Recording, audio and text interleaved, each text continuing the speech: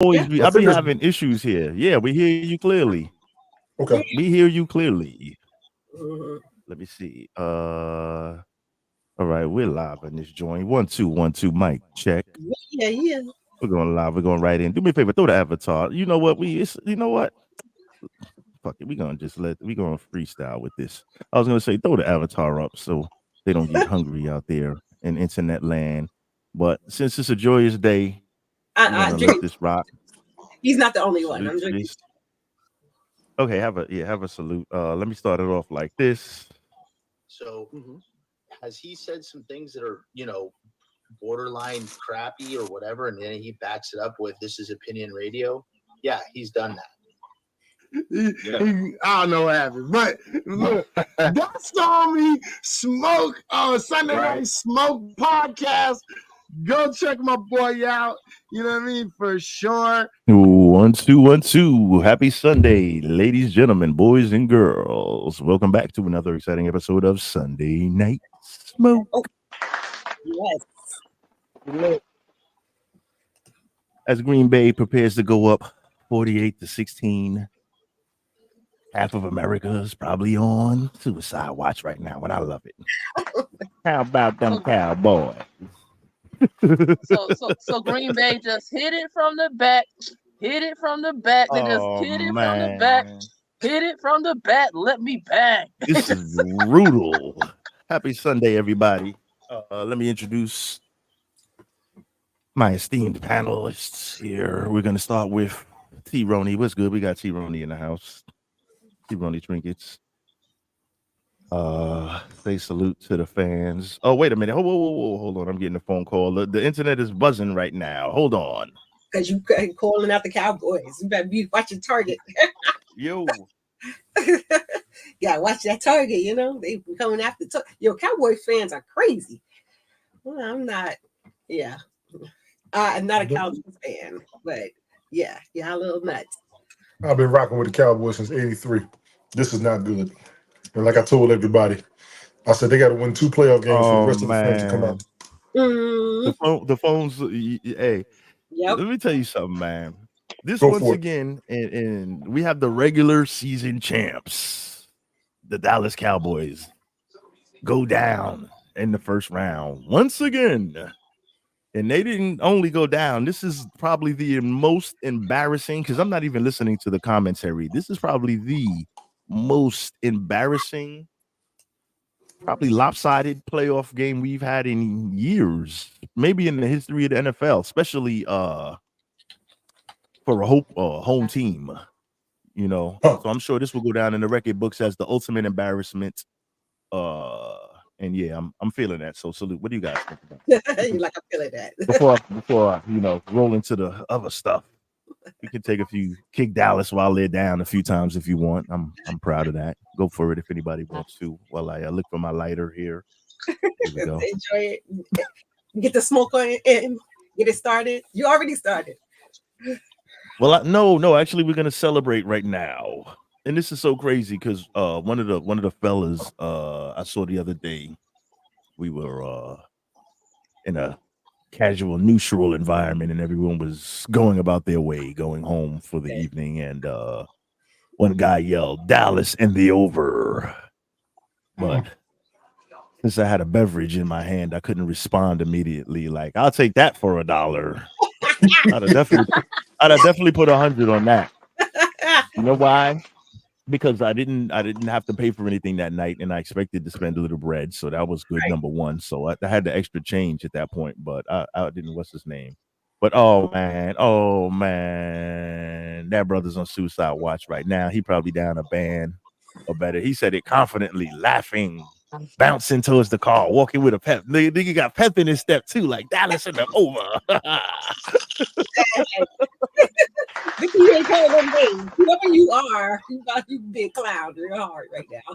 Oh man, he had pep in his step because he's a little shorter. So somebody, he's a little shorter. Not making short jokes and it like that. He's a little shorter than me. I'm a little taller than the average person, but he's a little shorter.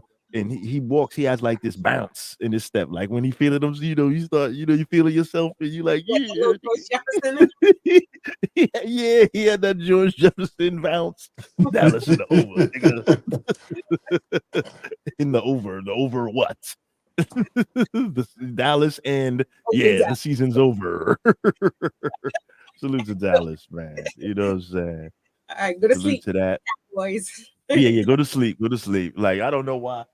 Oh man, I don't even. It's 10 minutes left. I don't even know why people are still in the stadium. They may run this shit up to 70 because there's still a few possessions left. It's 48 to 16. It's 48 to 16 right now. Didn't Dallas, Miami, one of them niggas run up a 70-point rig earlier on, like week 3 or week 4? Ran up a 70 burger on Denver. The Dolphins on the Broncos. Yes, they did. Oh man, come on. That's like collateral damage. Yo, you know what I'm saying? Oh man, OG Classic Joe's in the building. Salute to you, my brother. Period. Oh man, this was a bad look. Good. This was a bad look. Yeah. So oh boy, we'll filibuster for a few hot minutes and then we'll roll into it. You know what I'm saying? OG Classic. Let's see. They will go to the Super Bowl when the Pistons make it to the championship again. Exactly. Damn. Salute to that. Did we get the applause coming through for that? Did we get applause? Yeah, I heard the applause. I heard it. A little bit. Okay, good. But yeah, because that was that you hit that spot on, OG. Oh man. Whew. Ah boy. So let's see. Let's see what else is going on here. All right, so let's see. Hold on, let me set this up right here. Did you finish introducing everybody? This is crazy.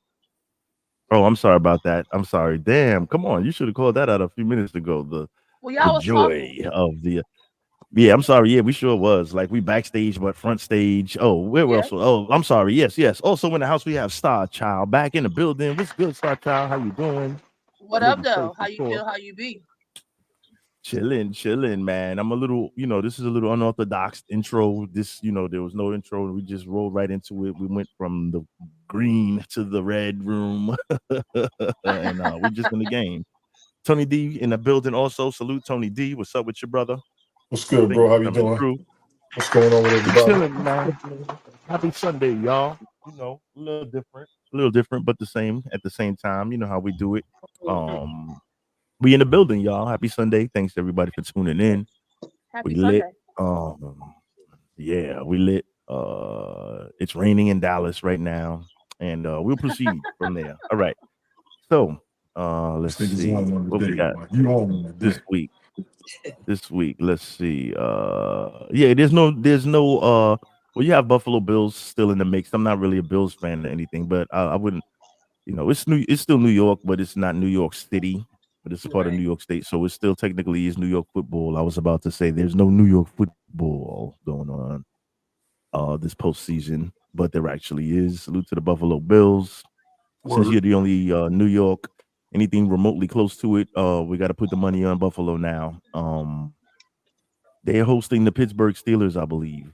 Those Steelers, black and yellow. Round. Black and yellow gonna get black and blue. Exactly. I think Pittsburgh is gonna. I think we'll take Buffalo. I'll take Buffalo by 3. I think it'll be a close game. I'll take Buffalo by 3. Anyway, I'm gonna ride for my Steelers. All right, salute. Yeah, salute. There's no, salute to it's all good. Salute to Steelers. Salute to Mike Tomlin, great football coach. Oh my God! First of all, he's a Kappa, and second of all, he's fine as fuck. God damn. Yeah, Kappa. Okay. Yes, he is. He's a Kappa. Oh, okay. And for the younger people listening, that, he's fine as hell. You said that already. I know. I had to say for the it young twice. folks. so nice you had to say it twice. For the young folks out there, Kappa, he's not capping. Kappa is a Ferrari, a fraternity, not a. I was gonna say a sorority. Oh my God, that's a fraternity mixed with a fraternity mixed with a sorority. This is 2024. God no, damn it's it, not. right? How dare you?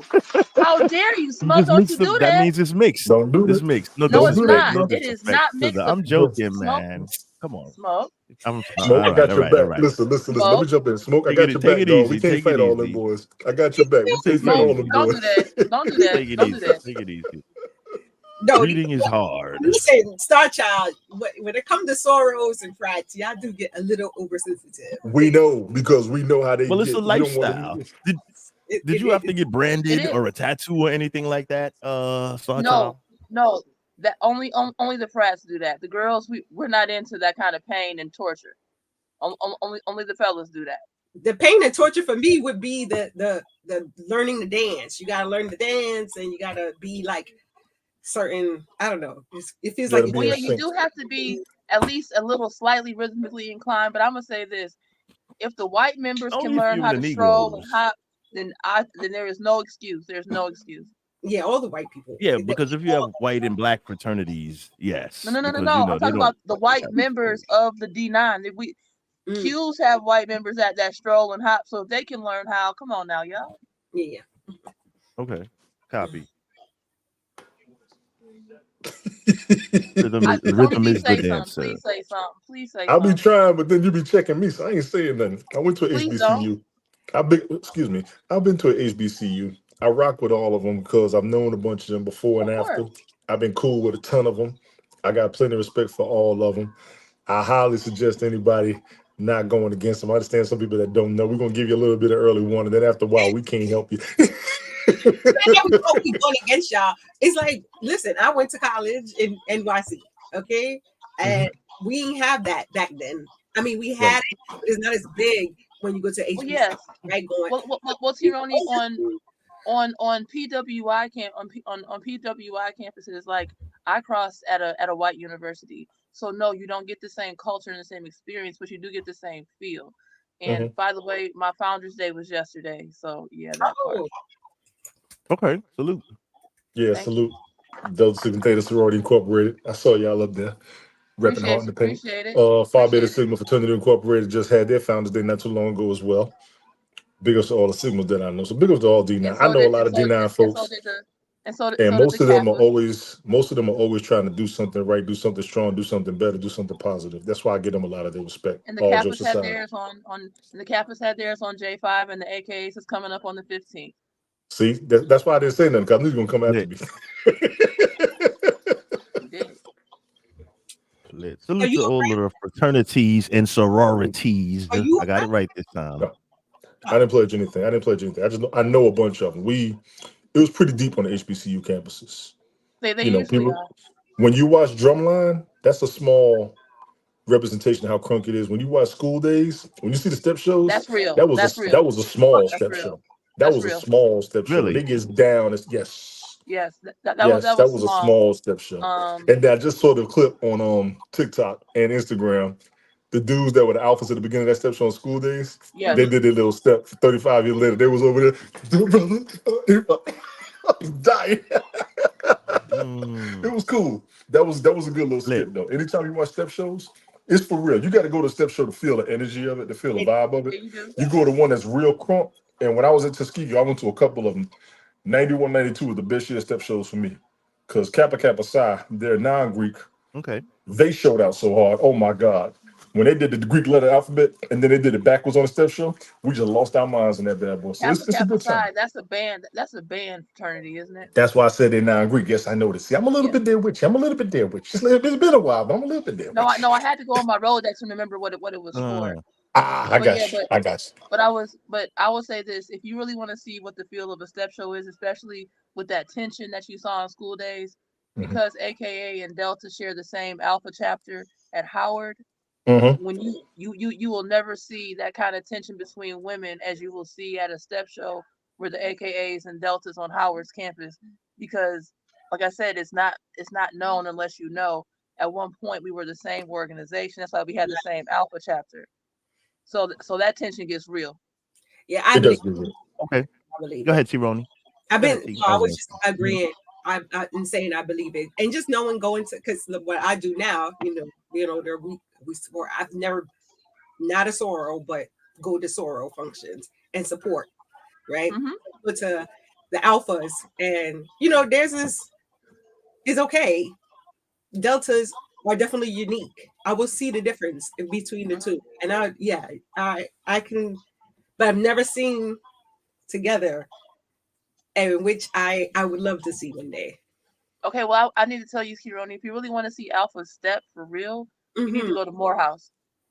Morehouse Alphas gets busy. Got it. They're not the only ones. I see. Those are the ones because I'm a 90s. I'm a 90s D9. So the wipe me down step that all alphas do now to wipe me down originated at that campus. They get busy. Okay. They get busy. Alphas do get busy though. Alphas do get busy. You got to find the right chapter everywhere for the best. Don't have songs attached to them the way the alphas. I mean, not the alphas, the way the kappas and the Qs do. But I will say this: if you are around anybody that's Greek and we hear "Wipe Me Down," we gonna act up. We gonna act up. When we hear "Wipe Me Down." You hear Atomic Dog, you're gonna see the Omegas lose their minds. No. I told her, I said, there's no songs attached to sororities the way the fraternities have songs attached to them, like Atomic Dog for the Qs, Flashlight for the Kappas. The only sorority that I see has, what you're saying. I ain't no joke. That's for SNS. No, the only sorority that I will say this that has a song attached to it are Sigma Gamma Rose, but they're a little ratchet because they song is shake. Because they song is shake that monkey. Because they song is shake that monkey. Trick Daddy is okay. I was that was shade. I was gonna say Trick Daddy or Luke. Look, in the white members. I'm gonna some more shit on. OG says white members in what's the name? Hang on, Black, look at this. White members in Black Greek organizations. We can't have shit to ourselves no more. If you could throw it out there, Smoke. Go ahead, Smoke. Go ahead. No, because I don't know too much about it. I just know a few people that had pledged and all that other stuff back in the back in the school days. But I'm just thinking. The pledging process is open for everybody. Go ahead. Right. The pledging process is open for everybody. We are not. We never meant to exclude anybody. But if you have alumni chapters, which means grad chapters, alumni chapters after people graduate, and you want to be a part, and you can make the cut, then why not? There's why not? We're not ever excluding anybody from being a part of the culture. Because I try to tell people, Greek life, Black life is not color, it's culture. You have to be a culturator. We are a culture, we are a vibe, we are a feel. We are not just color. And we had to fight for just to have our own. So it's not like. So anyway, go ahead. Anyway, my bad. So check it out. One more thing on closing on that topic. Well, I didn't know too much about that stuff. Salute to the all of the frats and all that good stuff. Yeah. I didn't know too much about it, but I was me not being into it too much. I don't know to the extent of OG's knowledge of the thing or whatever, but I just kind of because I'm Black. Yeah, I'm Black, y'all. Yeah, we all are.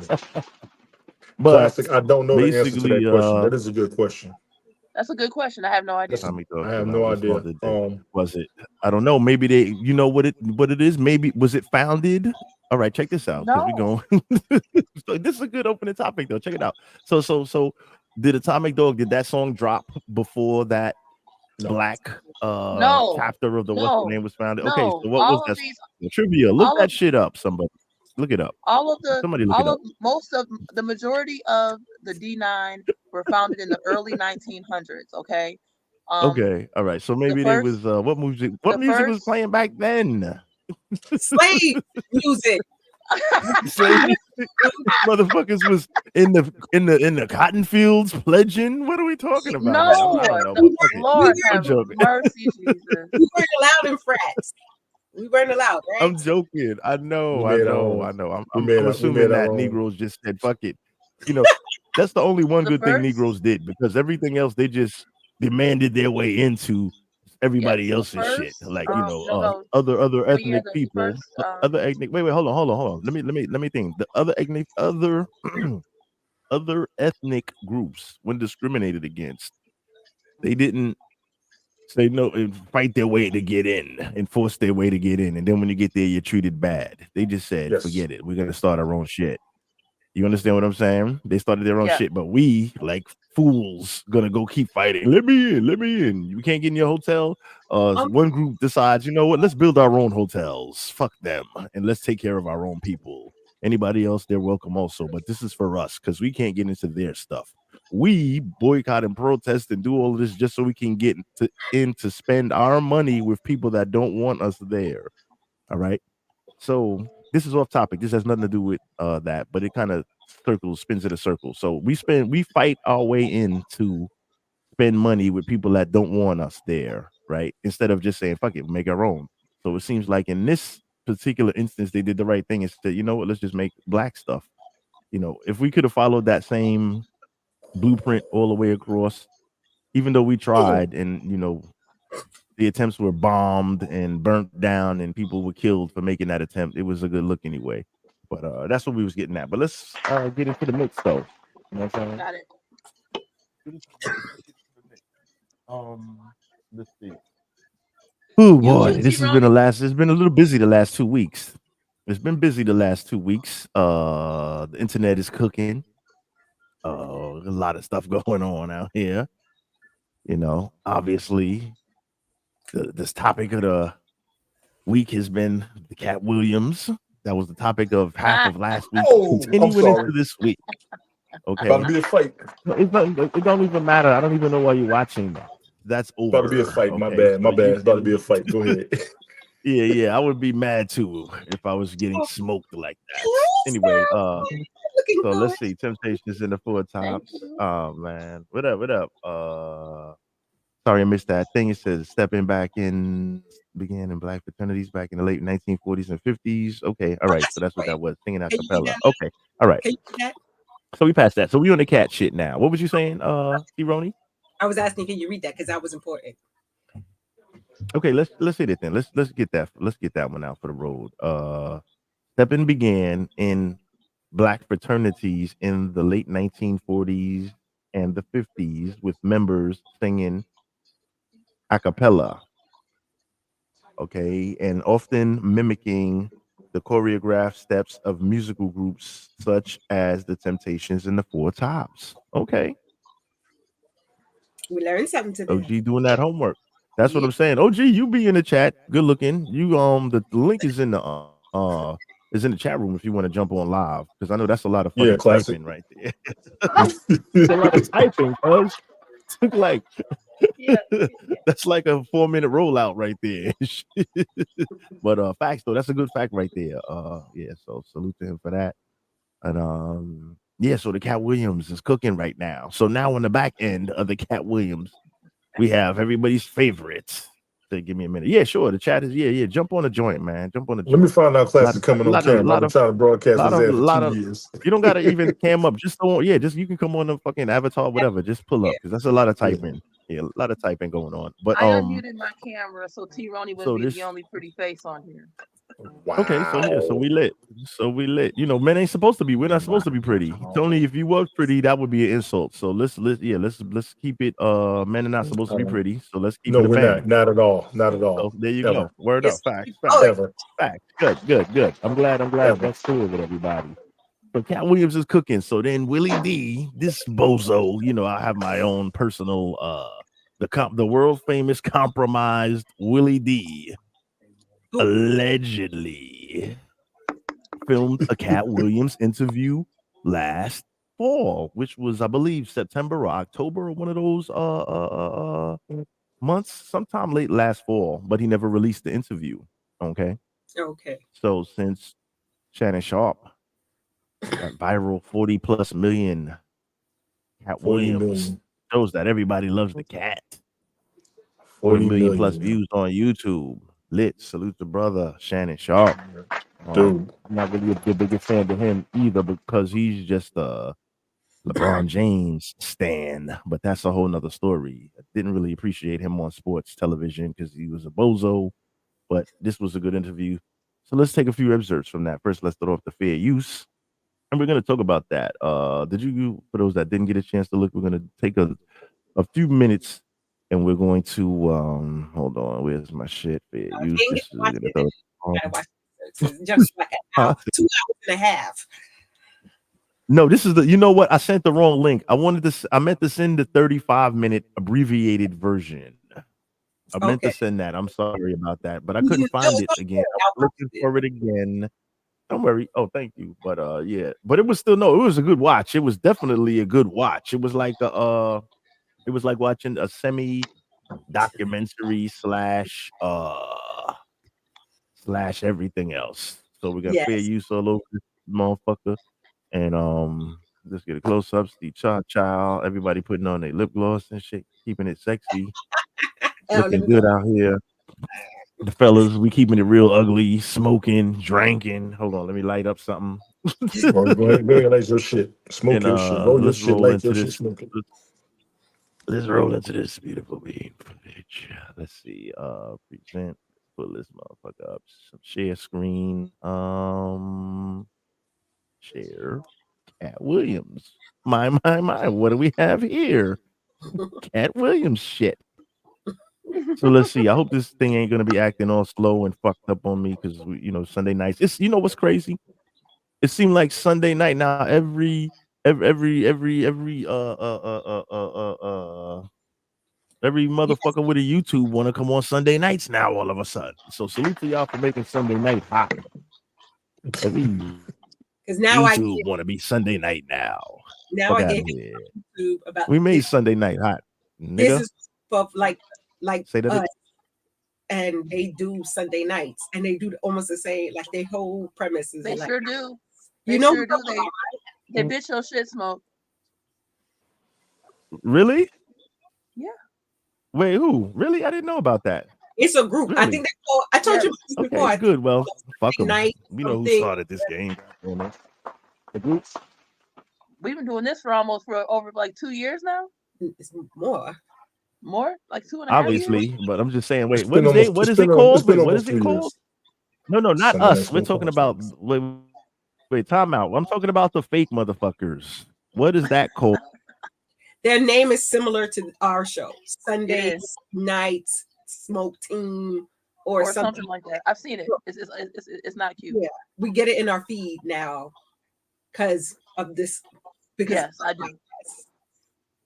And I told you, I was like, wait, because I thought one time you was on. I'm like, dude, he's on. What the hell? So I'm listening, and I'm kind of laughing, but I was like, no, this ain't it. This ain't us. I saw the same thing in my feed, and I was like, how come I didn't get a link? And then when I went, and I was like, that ain't my people. What is they doing? Right. But shout outs to the copycats. Yes. Just know imitation is the highest form of flattery, Smoke. Amen. Is he gone? Because this thing is still swirling. I guess so. Tony D, are you there? I can't see Tony D because of the fair use over his face, but I think I might need to change my glasses because I don't like my. Right. He said he wrote technical difficulties. Yeah, something going on. We could talk. Hey, girls' night. That's it. Yeah, we need one really badly.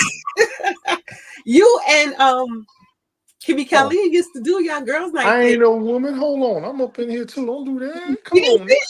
We didn't see you. I'm sitting here trying to find that YouTube page you're talking about. I want to see this. You want to? Okay, yeah. When we see it, if you find it before, either one. I'll put it on the Instagram. But when I find it, I'll share it. Yeah, same. You know, you can sit there for the girl chat. Why you can't sit for the girl chat? You know what I'm saying? Listen, I'm not a woman. Let me throw this out there for everybody too, just so everybody knows. I actually told somebody else this. Everybody's internet's been messing up for the past few months. It's not just his system. Everybody everywhere is having the same internet issue. I don't know what the hell's going on. I've seen articles on solar flares being an issue. We already know they're going to stereotype China for doing the hack and all that. I hear you, Smoke. I hear you back. But everybody's internet everywhere is acting up. It don't matter what browser you on. It doesn't matter when you broadcast. Straight up. Interesting. No, I'm just thinking that where was I before this even thing? Yeah, so we were talking. I was listening to you guys. I was thinking, but so yeah, it must have had a power surge or something here. So yes, the imitation, like, but it's all good though. So fuck them, join the band. Yeah. It's all good. So we at it. So where were we? All right, imitation is the sincerest form of flattery. That mediocrity and pay to the greatness. Woo-wee! Salute to that. All right, so let's get it. All right, we're back. All right, let me try to share. Let me try to get the share back over here. Let's see if I can get this rolling. A lot of freezing and wheezing out this motherfucker today, man. Hold on. Yeah, that's what let me go back. Like this setup right here. I think Star Child is frozen. I know it is freezing out there. Literally, she may be frozen. Like, oh man, this is a train wreck over here. We can hear you. So, all right. So let me go back to my share. Hold on. Present. Okay. Go back here. Let's do that right there. Cool. You look like an episode of Martin. You're breaking up a little bit, Star Child. Let me try to present again. Damn, they not letting me present this. Oh man, come on, stop playing.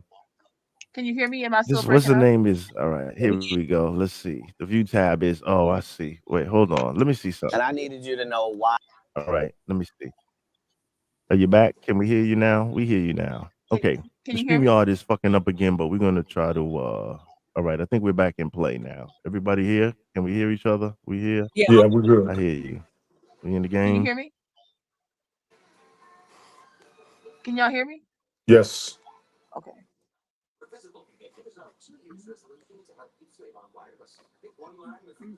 Hey, Dr. G. Happy New Year. Dr. G. What's up, Dr. G? How you doing, lady? I try to take myself off mute and camera so we can get the stream, but I think it gotta be his. Yeah, something messing up on his end. Yeah. I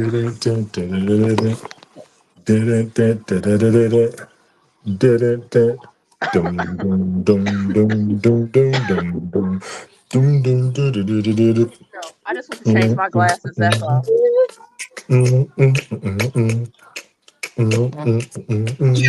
Let's go. Come on, Strony, freestyle one time. Hit a freestyle.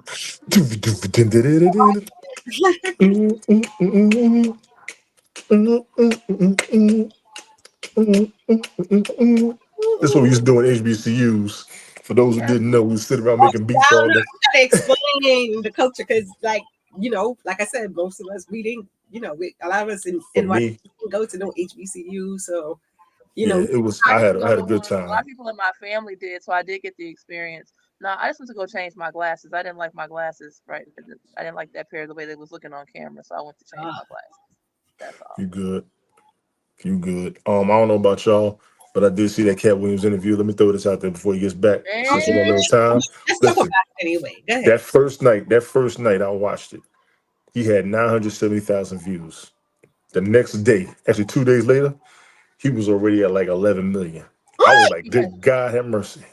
Yes, Shannon Sharp and Cat Williams. 44 million views. Yeah, he's at 40 something now. Can I first of all wait? Okay, 44. Yes, 44 million. First of all, when I first so like in the beginning, he was just you could tell his mental. He was going in. I'm just going to attack. And then when Shannon Sharp started asking him questions about his life, it was like, okay, let me calm down a little bit. Let me bring it up, whatever. But then little bits. I mean, I'm not sure if are y'all believing all this? Like this whole thing? There's some parts I do believe, and some parts I'm like, come on, Cat, you being. Some folks say he ain't lying. There's people that say he's not lying. Other people like, man, he need to go on with that craziness. You just gotta be careful telling what happened behind the scenes because people gotta realize they already took his children from him once. Yes, they did. And that's what shocked me. They already jacked you up for running your mouth. Are you still gonna talk some more? All right, I'm gonna sit back and watch. And then I saw the Willa D interview earlier this week. I watched that too. He dropped a couple of more gems and bombs up in there. So Cat putting it all out there for some reason. I don't know what's going on, but he's throwing it all out there. He's showing no fear. He don't care about no consequence. But if it's going to cost your family, I would tell you to chill. Well, I would. In his mind, though, he doesn't feel like it's costing. No. Well, when he got out of jail that first time, he was talking about how they took his kids from him. He wasn't sounding like it then. He was surprised they took his children from him, and he didn't even do what they accused him of doing. Yep. Well, here's the thing for me is that, first of all, whoever his management is, every interview that Cat has done, he's very uncomfortable talking about his family or his early life. Yeah. But wait. If that's the case, those need not be questions he needs to be asked. Those are obviously triggers. Yes. So they asked him that on purpose. And they asked him that on purpose. But you good, Smoke? But there needs not. But I'm just saying, if a person obviously has issues and can't verbalize, or it's an uncomfortable. Hey yo, 1 2 1 2. Can you hear me? Yes, we hear you, bro. First of all, his people need to tell them what's off limits. Don't put him in Can that you hear position me? because obviously, yes. All right, I'm gonna end this and start again because the program is frozen. Okay. The program is frozen. All right, cool. Oh, good. Okay. So are we getting a new link? Yeah, I'm gonna wait it. Let's wait until we get the link on the Insta. Okay. But I think that his people need to tell the interviewers what not to touch. He's obviously uncomfortable. In every interview I've seen, if he can't talk about his early life, and I know as a Jehovah's Witness, he probably still has issues and triggers. Don't do that to him. But I will say this: there is a lot of exaggeration in what he was saying. But just like he said, there's also a lot of truth. But people don't want to see past his performance to hear what he's actually saying, to get to the actual truth. He is still a performer. He is still a comedian. Right. So there is a lot of exaggeration, but there's a lot of truth in the stuff that he was saying. And I do believe that as a person who has been under attack, not on this level, when you get so tired of people saying stuff about you and having your name in their mouth, at some point you're gonna retaliate. You just can't. Of course. You just have to. Yeah. Random Rick was good. And Cat does not do a lot of interviews. He's not just running around randomly, just running off at the mouth. This is not what he does. So for him to come out now and be very strategic, there has to be a reason. I believe that. I also believe that the most outrageous things are sometimes truthful, but nobody wants to believe them. So I guess what I liked was the fact that he said, "Oh, you guys are saying that nobody's keeping gates, but yet it's the same person opening the doors all the time." And we seen that. We know that that's what happens because once one, I'm just gonna say even black person, once one black person gets involved and they get up to a certain point, they use that person over and over again because you know why? He's good for the white people, or he's good for this audience. He's good for public appeal, right? So he wasn't lying with that. Hey, Kimmy Kelly. Hey. How you doing? What's up, Kimmy? How you doing, lady? Hey. Oh my gosh, you just said something, and I need to say something about that. Not trying to be funny. I already know what y'all talking about and whatnot because it's been all over the place. But you don't necessarily have to be famous to have somebody use and abuse you over and over and over and over and over again. And you just get tired of that shit. And you just think that's what I just said, Kimi Kali. What up, though? Yeah, I ain't trying to be funny. I don't know what all was true, what all was fake, what all was false, whatever. But I felt Cat on that one because that's how I be feeling sometimes, and I be wanting to go off like that. But then when people go off like that, like normal little people like me, then they be looking like, "Oh, she crazy," or "Oh, she tripping," or "Oh, she bugging." No, I ain't. I'm tired of y'all niggas and y'all shit. Facts. Get up.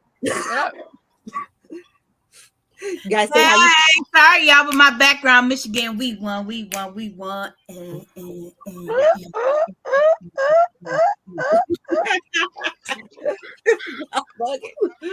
Sorry, I just had to come on here, y'all, because I'm sorry I was asleep, but I'm awake now. But hey, y'all, what up, though? Random Brick Review says they got a lot of proof out of what Kat said on the net now. The internet's still undefeated. Yo, I love the fact that he said the 7 have the same kind of wives. Then he was saying they all.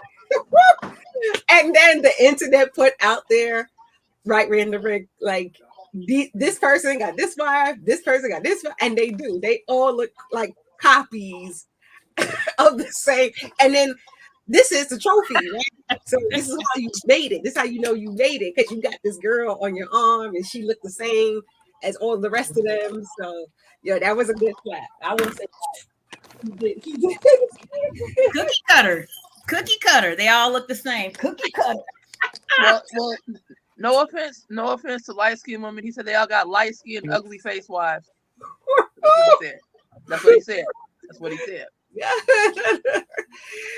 He tried to talk a little bit about Jonathan Majors, but didn't want to get into it. Well. Walk around. They did him dirty. They did Jonathan Majors dirty. Yeah. Like, leave that man alone. He got enough stress in his world going around. He do. Yes, he does. All right. I had to look and just laugh and just be like, all right, well, messing around with those. Okay. I mean, no disrespect to those who love them and their relationships and stuff like that. Y'all ain't right. Mike check. And look who saved him. Not to say that she saved him. She did. She saved him from 3 extra charges. 1 2 1 2 1 2 We 1 got 2. you, Smoke. I hear you, bro. Yeah, we hear you good. What's up, Smoke? You can't hear us. Black women to the rescue. Always. Right, let's see where we at. Let me try to He put can't this hear shit us back together here. Yeah, he can't hear us. StreamYard, this product has been failing me the last month or so. I can hear you guys. Girl. I've been listening the whole time. Can you hear me? Yes, we yes. Did you hear what I said, Smoke? Did you hear what I was me? saying earlier? I've been listening the entire time. We can hear you, but did you hear what I was saying earlier about the internet? It's not just you, your system, or whatever you're on. 1 2. We can hear you. We hear you. It's coming in messed up, so I'm gonna end the stream and restart it. I'm gonna start it all over. I understand a lot of people are having issues in the weather, and I understand the storm and everything. But you guys are hearing each other clearly? Yeah. Okay, go ahead. Continue. Let me try to work my shit out then. Go ahead. You guys continue. Do you want us to hang up the function? Use the same link to sign back in? Do you want us to hang up and use the same link to sign back into StreamYard? Smoke. No, I can't. T-Roni, type it in the chat. Type it in the chat. Yeah.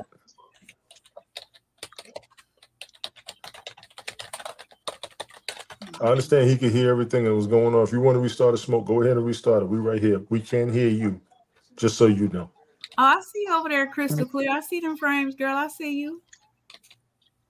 He is so sad. Thank you. 1 2. Let's try to get this shit back in order. Can you hear us now? No, he can't. So anyway, yeah, back to Jonathan Majors. Oh man, this is brutal. I can't. This is brutal. I'm sorry. So he did. Cat Williams did his thing. He clapped with everybody. Right? I'm sorry, I didn't. Did y'all know about the Jake thing? I had to look that up. What? The TD Jake thing. Oh my God! I had to look that up. Oh my God, child! Can y'all give me some more? Just a little bit of info. Hold on. Have you ever been swallowed up? Have you ever been swallowed up? Wow. Wow. I was like, wait a minute. And then Shannon Sharp was like, that's why he's trending and he understands. So I'm like, wait a minute. Let me just get a little bit. I said, I'm going to save it for the conversation. But TD Jakes, according to the rumors, what the people say, is a power bottom. It's a what? A power bottom.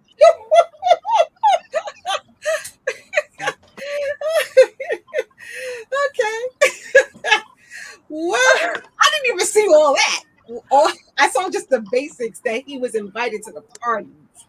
I didn't. He was at the parties. He was at the parties. No, first of all, he didn't just pray over the food and go home. He was participating. Like I said, the rumors are he's a power bottom and gives a mean sloppy toppy. You dig? Oh, child. This way. Allegedly, y'all. Allegedly. Okay, right. Say that, Tironi. Allegedly. Have you ever been swallowed up? Have you ever been swallowed up? So are you saying that he's doing the John with a spoon and going bang, bang, bang, bang, bang? No. That's not what a power bottom is. He's the one getting bent over. Getting banged. Oh, that's a power bottom. Oh, that's what I'm glad my asshole is virgin shit.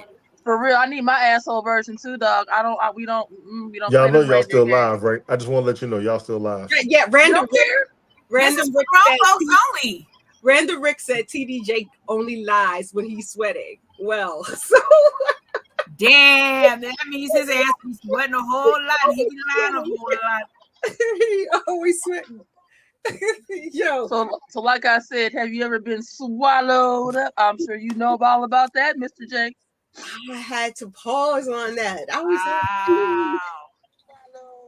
And did you see the way he pranced around the stage when he said it? Oh my God.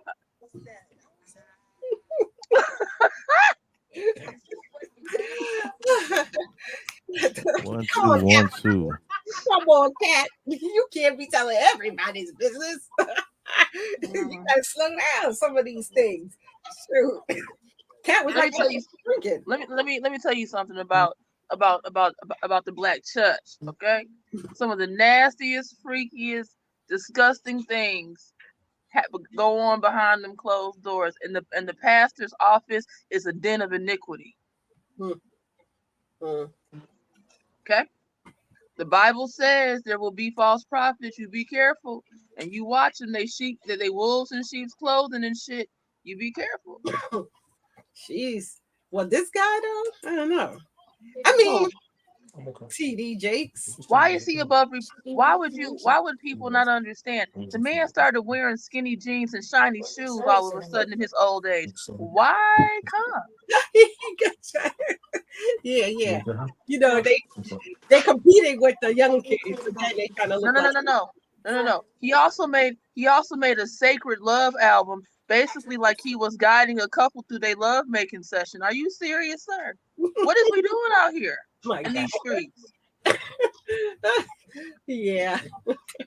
Oh God. How you make a Sacred Love song album? It wasn't like he had 3 or 4. He had a whole album. 1 2.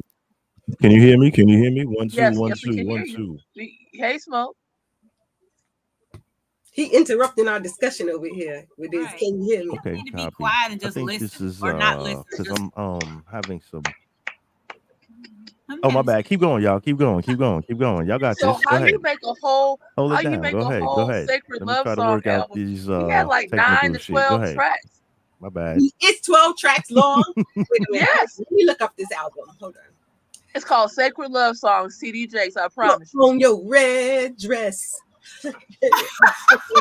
High heels. Some of that sweet perfume.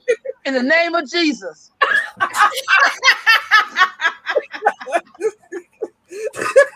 Okay, so not trying to be funny, Shell. You know that's a very important part that you must say. In the name of Jesus. In the name of Jesus. As you juggle these balls. Sacred Love Song, TD Jakes. Exactly. Inspired by the book, TD, Her Lover and Her Lord. All right. And its genre is religious. It is a religious. I mean, but pastors can speak about sex. I think the pastors should speak about sex. Is it like? Has anybody heard these songs? I don't know. I'll have to look up the album to see, but no. Okay, I'm looking at this, and now I'm really interested. Now I want Smoke to play just one track. Because this is now important. I know we were supposed to be talking about Cat Williams, but Lord Jesus. You see it? It is contemporary gospel. Mm. All right now. What this fool know about some damn satin sheets? You know what I'm talking about? Holding you close. Oof. They're not all. Lord, I lift her up to you.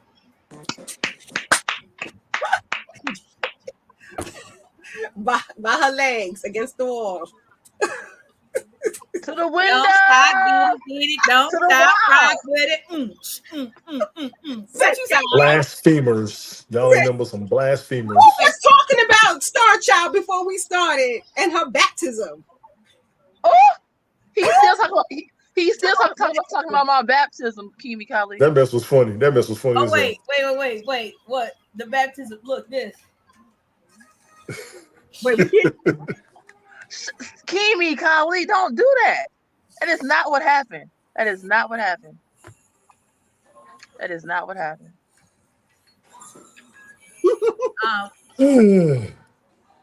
So why he laughing though?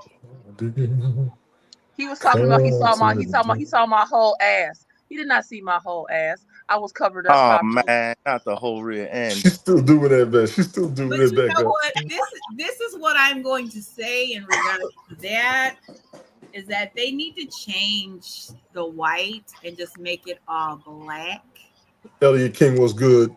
Brother Shannon was good. You know what I'm saying? So, Oh man, what's good? 1, 2, can y'all hear me? Yes. Yeah, we can hear you just fine. Oh, okay. I'm on the mobile phone and shit. I have to switch up the game. 1, 2, can you hear me still? Yes. Yeah. Okay. Yeah. All right. Salute Brother Shannon. Salute Elliot King in the building. I'm just, what's her name in here? I'm having technical difficulties, so hey, I just Shannon, jumped on the cell phone while I'm working it out. LA. What's good? How y'all doing? I'm just working it out. That look a whole lot better. Hey, the vigilant. I'm on the phone instead, so I'm just working the boards. No problem. I think because something else is going on here. So we were talking about the Cat Williams talk thing, but we kind of veered off on the whole TD Jakes revelation. Go ahead. Continue. Don't let me interrupt. Go ahead. We rocking. And then apparently, we didn't. I didn't realize that TD Jakes has a love album out. A sacred love song. Oh shit! Is Diddy on it? I thought I told you that we won't stop. Oh, Take that.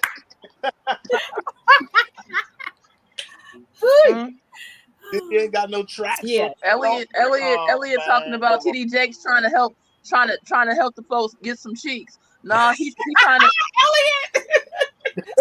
Elliot. Yeah. They call him Big LA. Listen, shouldn't TD Jakes people? Kimi.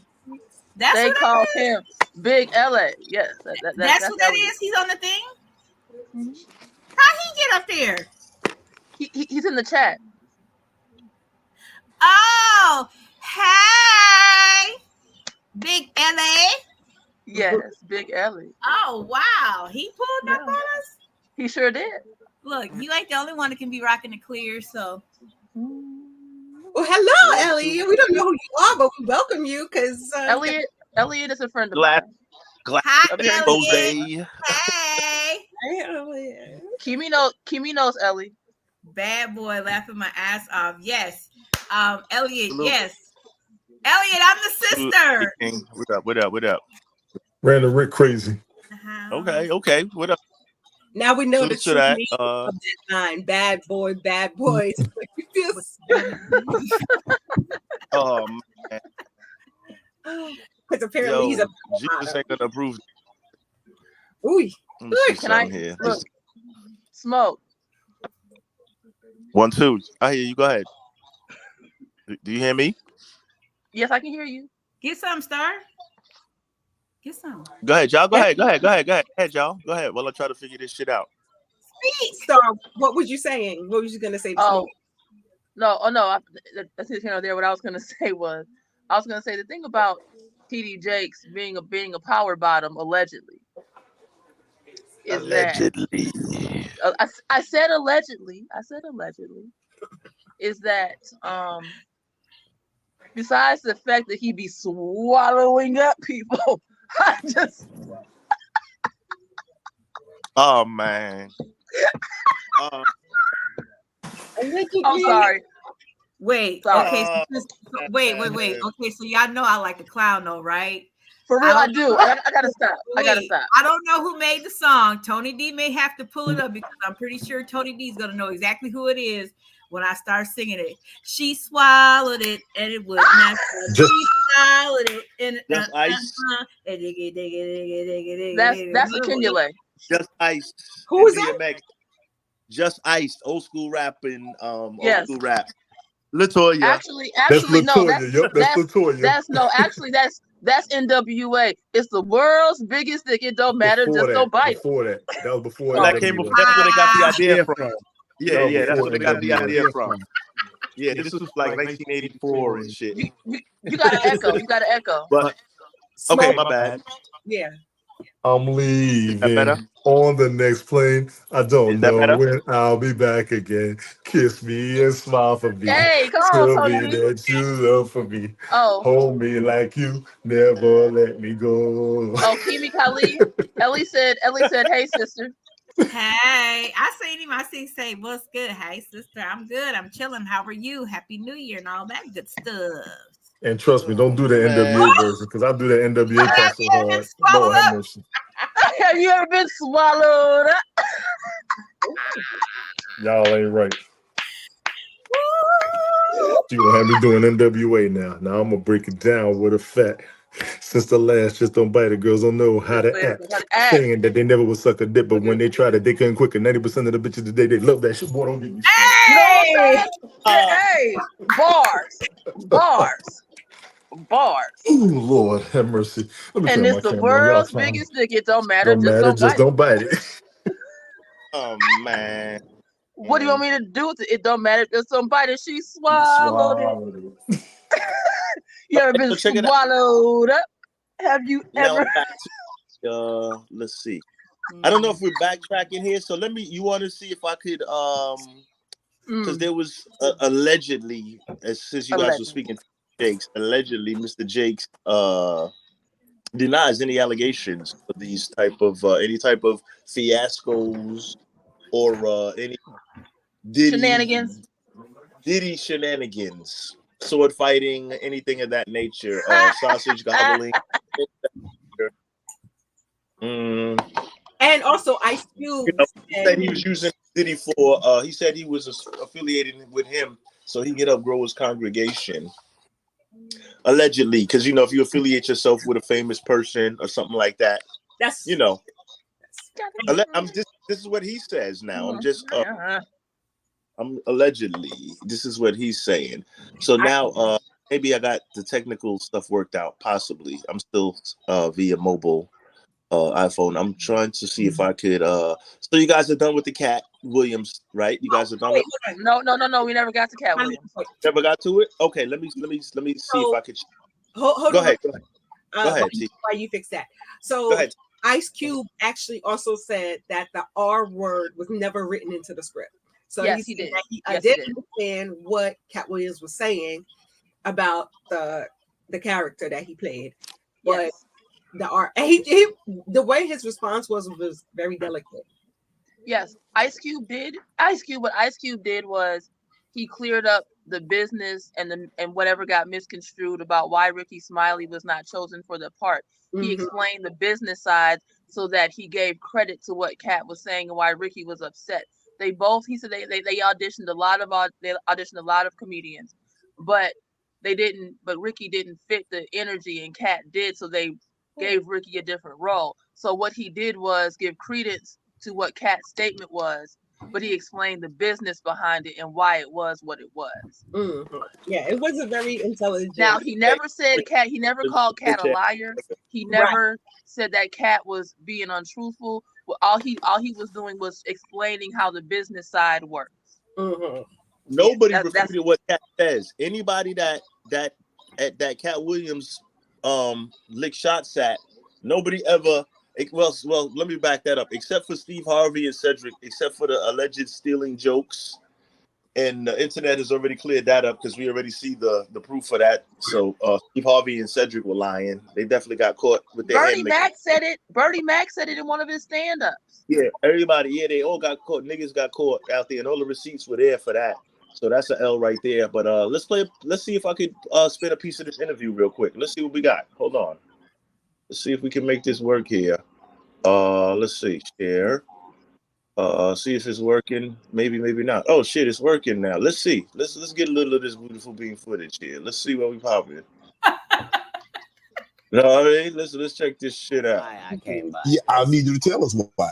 People know I don't go everywhere. I'm not interested in talking to people unless it's like a Larry King or somebody of an amazing ilk that I would actually want to go talk to in real life. Okay. Is it clear? I don't do it so I can sell product, and I got things to sell, so let me come talk. You have a great product here, and as a fan base, we love the attention that you spend on the guest. We love how much work you've done, how well you know them, how prepared you are. The same things that we liked about you in football. You brought that on over to here, and that's why it resonates. And the reason I had to come is because he had a Christian fan base. He was going to play the pimp. Why you didn't ask him why has he played a woman in more movies than he's played a man? Well, I didn't know he shouldn't be able. You wouldn't let a athlete that been on steroids talk about one of the greats. Ricky Smiley can't act because Ricky Smiley can't act. He told you the story about when the movie came out. Where did he say he watched it? At home. He wasn't even at the premiere. You telling this man you stole that. Oh, so he could get his name in the same sentence with a great one. It is sad. He was just that bitter when we were shooting it. He told everybody, it should have been my role. Everybody on the scene. Why do you think no? Oh, man. That whole Ricky Smiley thing, I'm sorry. I agree. I mean, I don't understand his audience base.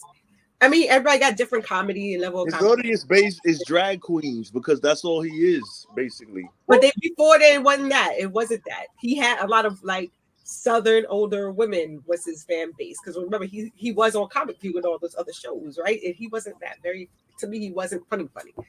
But at the time he was dressed as a woman anyway, like he was saying, though. You're right. I only remember him with lipstick on. The Ricky Smiley, the bozo. I only remember him playing an old lady most of his career. That's all I remember him as. Hi, Tony D. Go ahead, Tony Ricky D. Ricky Smiley is big in the South, just so you all know. He does a lot of Southern Christian comedy. If you're not a Southern Christian, you're not going to relate. And he does have a huge following. He was actually a co-host on the Doug Banks Morning Show when it was on the radio. He hosted Comic View. He's not known for just dressing up as a woman. Even though that Bernie Jenkins kid is funny as hell. I remember him from Comic View. Yeah, he was on Comic View, and also he was also on Snaps, if you remember that. He was on Snaps. So he is a comedian. You may not find him funny, and I got why people don't see him funny. He's very Southern with the comedy. And that's the kicker. So even like the 85 South boys, they funny as hell. But you almost got to be from the South to understand them and watch how much they trip out to get it. I understand them because I've been living down here so damn long. Ricky Smiley ain't the funniest out there, but he's got some good jokes, and he'll run some jokes, but the South loves him.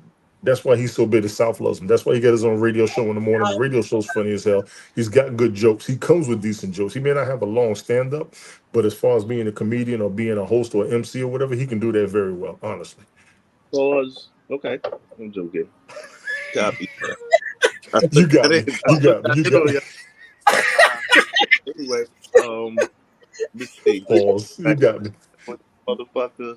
Let's see. Okay. So let's see. We lost that feed right there. I'm trying to get back. Yeah, this is a train wreck over here, and I do pay my bills, so nobody jump in the chat. Ain't no dumb shit about nigga ain't paying the internet bill. All right. Nah, I'm gonna get on you like you got on me in my fantasy football. Get your shit together, nigga. It's AOL bill. What's the matter? You got dial up? AOL. You gotta wait. Hit that cash app. I can't do no more shows until y'all niggas fund my internet. Okay, so let's talk about the fact that Cat Williams said that these men in these roles can't play men in the roles because they've always played only women and they're very good playing women, which I guess, I mean, Tyler Perry was, homeless. So again, this is another Southern country. For real? Or was that the story? Like he said, was No, he really homeless before? Tyler Perry was homeless. Tyler Perry definitely was homeless.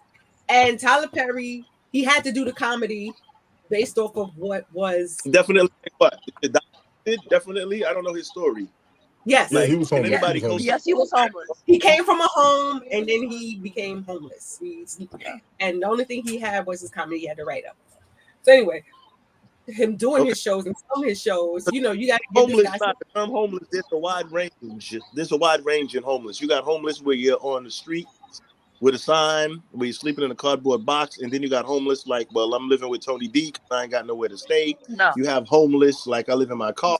There's levels to this homeless shit. So I'm tired of hearing these fucking rag to riches. Oh, I was homeless.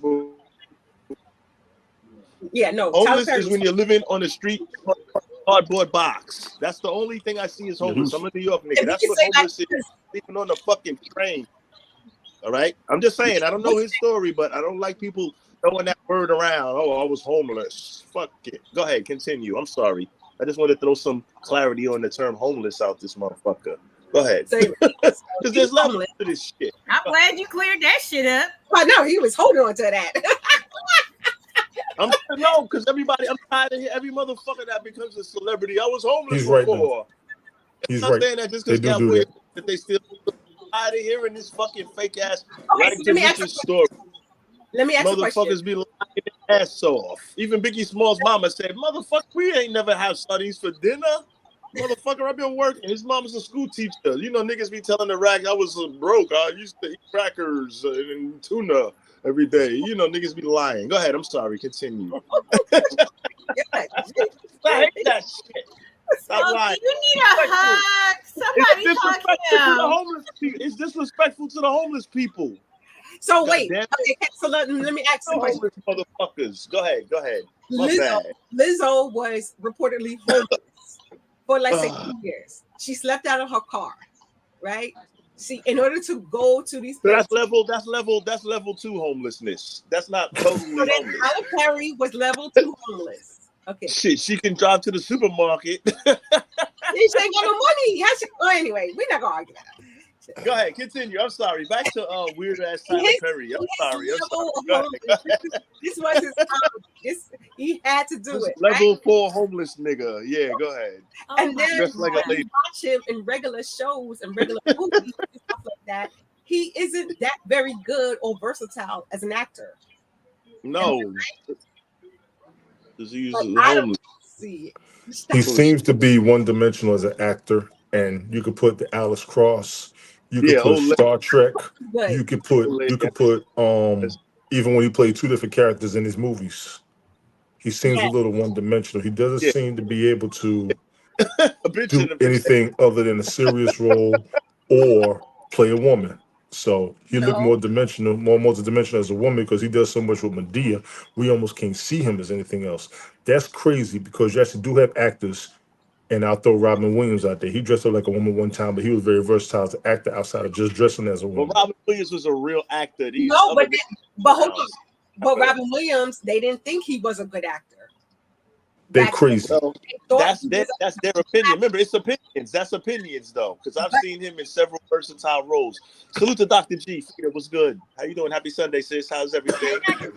Yeah, all that good shit. What up? But interrupt you. Go ahead, y'all. That is a matter of opinion, and that's the whole thing. It is. It is. I agree. You do have the Tyler Perrys and the Ricky Smileys who do play these. I guess I don't know if anybody ever seen Tropic Thunder, right? Yo, that was crazy. Oh, that movie was a classic. Okay, it was weird funny. It was one of those weird funny movies. Okay, and the guy told him you're not supposed to go full retard, right? Excuse the word. Right? Copy. And this is how, like, me and my sister, when we was talking about what he was saying, what Cat Williams was saying, about these guys going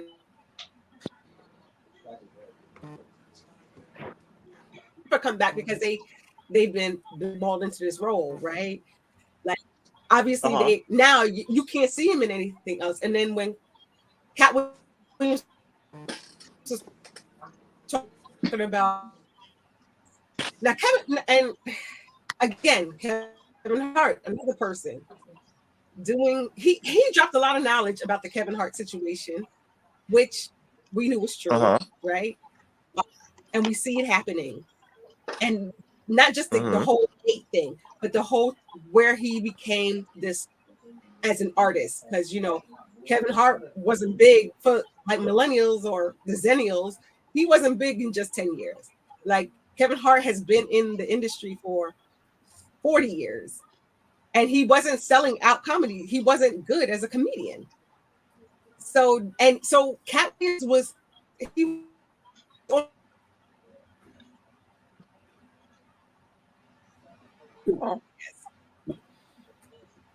that's how I felt.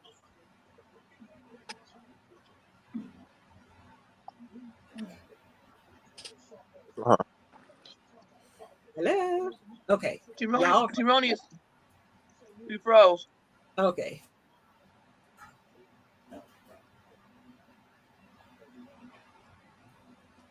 This Tironi, we missed your whole life. Back east, yeah, East Coast raggedy over there, man. That storm got y'all looking raggedy. Me too. 1-2, 1-2.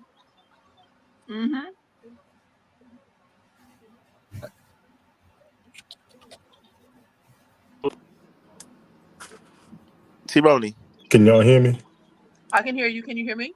Yeah. Let me throw this out there. Y'all check the private chat for real. Smoke, you too, bro. Hi, yeah, it's East Coast over here because I'm getting it now too. Matter of fact, you froze up when you was talking on my end.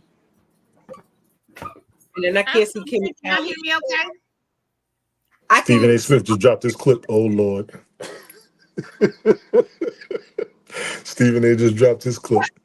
Robert Downey Jr. was a white man playing an Australian. An Australian. He was a white man because he said that in the movie. He was a man playing another man.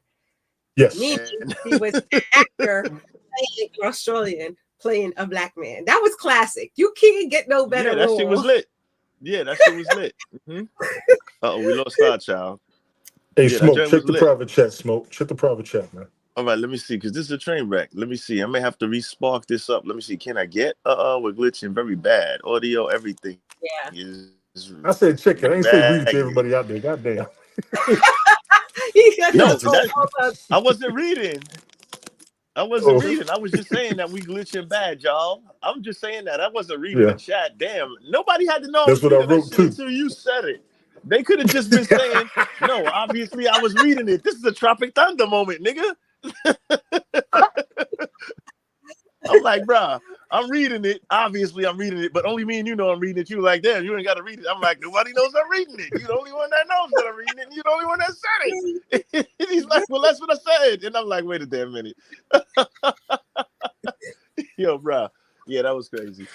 Yeah. Let me see. Star Child. Hold on. I think she's back. Hold on. Let me try to bring her back on here. Yeah, this is wild right here. This is wild. That was definitely, speaking of Tropic Thunder, that was a Tropic Thunder moment. Like a man playing a podcaster that's playing another man that won't show his face, but does everywhere else, but not here, type of thing. Wait. Hold on. Are you back, Star Child? 1-2. Yes, I am. Yes, I am. Like check. Okay, she's back on this thing. 1, All right. She's So in the building. All right. Yeah, so that was wild. Was the whole not going full retard, right? Which in essence, these guys have gone full retard, I guess, in a way. The two guys, Smiley and Tyler Perry, because now it's like they can't come out of it. Like, and it can't be lack of not having resources, right? Tyler Perry has a whole studio. He can get acting lessons, and Cat Williams was right. A lot of his shows, There's 3 shows that I think are really hitters, but the rest are all soap operas, and it's all the same genre. It's all the same, like 1, 2. Can y'all hear me? Now we can. Yes. Are you all right? Smoke? What's going on over there? It's He messing having up. some issues over there. He need a It's messing hug. up. 1, 2. You hear me? Yes, Yeah. we can hear you. Are you on your phone? No, he's not on his phone. He tried to get back in. 1, 2. Will you stop? Kimmy Callie, I like your hair. Can you hear me? 1, 2, 1, 2. Thanks. I did it all by myself, Psych. Okay, I think I No, can I hear did y'all. not. Can y'all hear me? Are we Yes. back? I can't do no hair to save my life. Put in a This is ponytail. And wild. go. Okay. Okay, let's see. Get your Ace World, because I don't know what's going on with him. He really acts like he If needs y'all love. listen to me, Ace I can World. tell you how to Ace do World, this. what's good Everybody over there? talking over each other. Tell I us. can't get I know what's going on. The Wait, internet's can I acting up take for this everybody. down? 1, One at a 2. time. I would have told him, let T-Roney host it because we can hear her. We can all hear each other. He can do it Can in the background. anybody hear any damn thing? But if We he said yes. I'm thumbs up in your whole broadcast.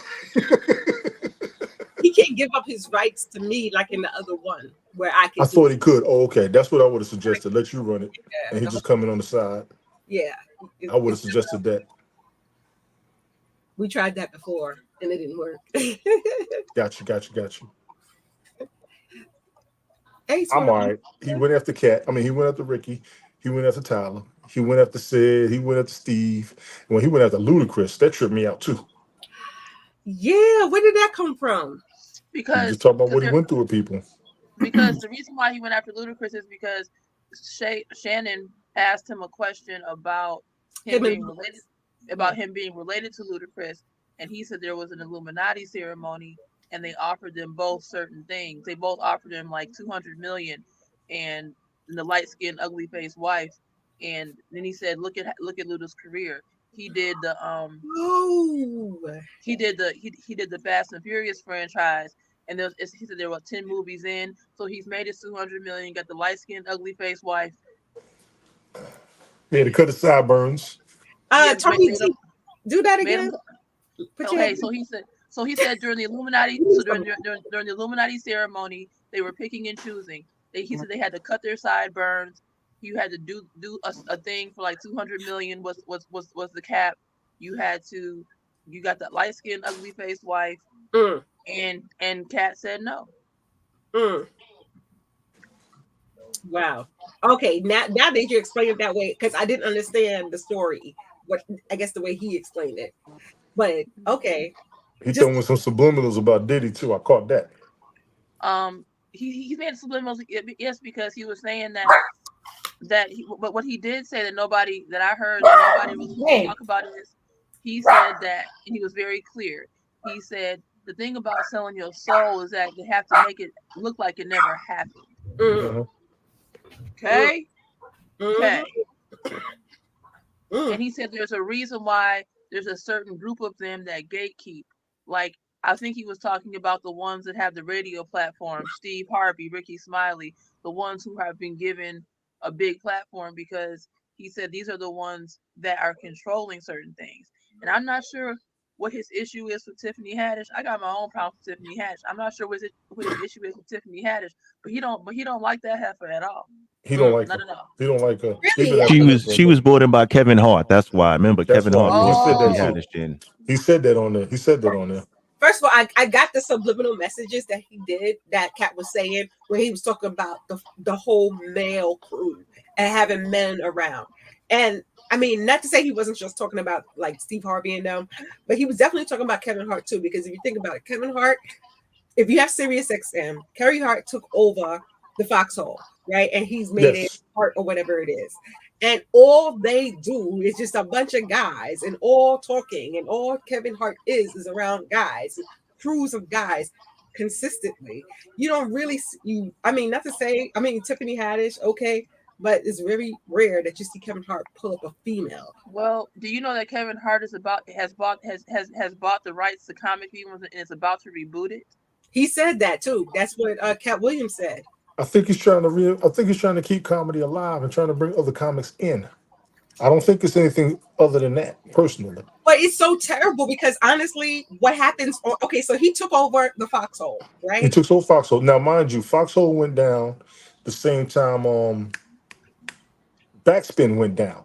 It was a 20-year deal. So both of those channels changed at the same time when they owned. LL got Rock the Bells, and Kevin Hart got the Comedy Channel.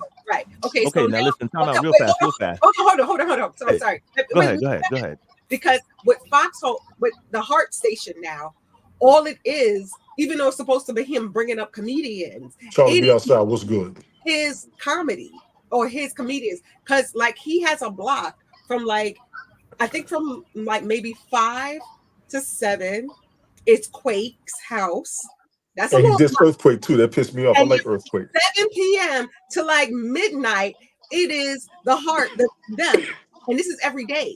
So you're not getting any comedy on the comedy show. You're literally getting. So what is he gonna do with the Comic View? He's just gonna bring his. That's what I'm. Yes, no. Let me tell you, he's gonna bring his and pick people that bent over first, and then they get their opportunity. Allegedly. Allegedly. Charlie B in the building. What's good, Charlie? He has 2 comedians at Naeem Lynn. I don't know if you ever listened to Naeem Lynn. Naeem Lynn has always been hilarious. No. Okay. And he's part of the Heart crew, but he in separate from the rest of them, he actually is funny. And then you have I think his name is Michael Robinson, who has been in the comedy business for 40 plus years. He's kind of under them, but he actually helped Kevin Hart get to where he was. And now you don't even see Michael Robinson anymore. Okay. So yeah, phased them out, I guess. The ones who, like you're saying, they don't probably stole his shit first, steal the jokes first, then make them disappear. Okay. Yeah. I can see that happening. Oh. I mean, because think about this, right? On a side note, rest in peace to the Notorious B.I.G. Did you hear the story? Rest his soul. You know the Notorious B1, the rapper that they stole the song Juicy from, and they stole the whole persona and everything. They stole the whole image of Notorious B.I.G. Puff Daddy, or Diddy stole the image of this Midwest rapper called Notorious B1. I never knew this. The name Biggie Smalls was copywritten because Biggie Smalls, the name, that's a character from the old Bill Cosby movie. Yes. I'm sorry. Wait, time out. Let me just drop this.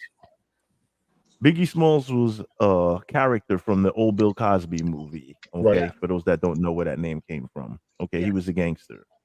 Okay, so that's where the name came from. So there was also another rapper in New York named Biggie Smalls. Okay, so they were not sued, but they were the other Biggie Smalls said, listen, you can't use this name anymore. Legally, they couldn't use it. So he said, okay, we got to change the name. So he stole the Notorious B.I.G. from the rapper, which is another fat black nigger by the name of Notorious B1. He had a record, which is the same record as Juicy, that hit that made, that record Juicy. So it was all stolen. But that happens all the time in comedy, in rap. Okay, exactly. Uptown Saturday Night's the movie, Charlie B. Uptown exactly. Saturday, Biggie Appreciate Smalls. that. Yeah, that was Sidney Poitier. Yeah, Sidney Poitier and Bill Cosby. That was when Jimmy Walker, I believe, was in it. That was the John Amos was Hypnotized. It was a boxing movie where they were gambling on boxing.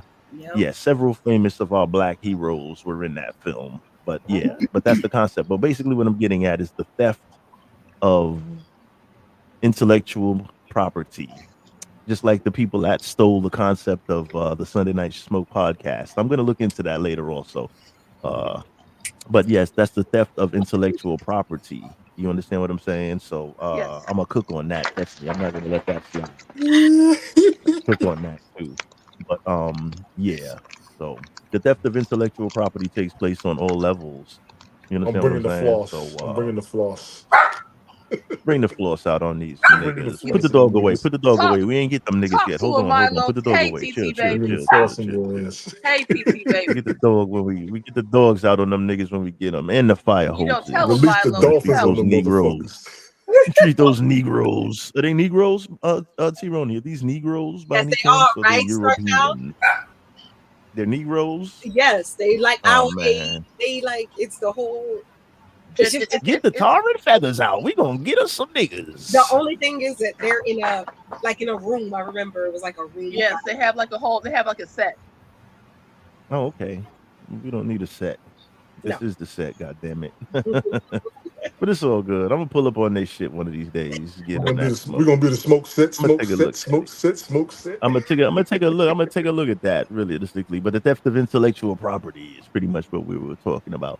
But yeah, so continue. Yes, so Cat had a lot of smoke for some of these guys, right? Okay. And now I think since everything is, maybe the storm has passed, maybe the internet is functioning properly.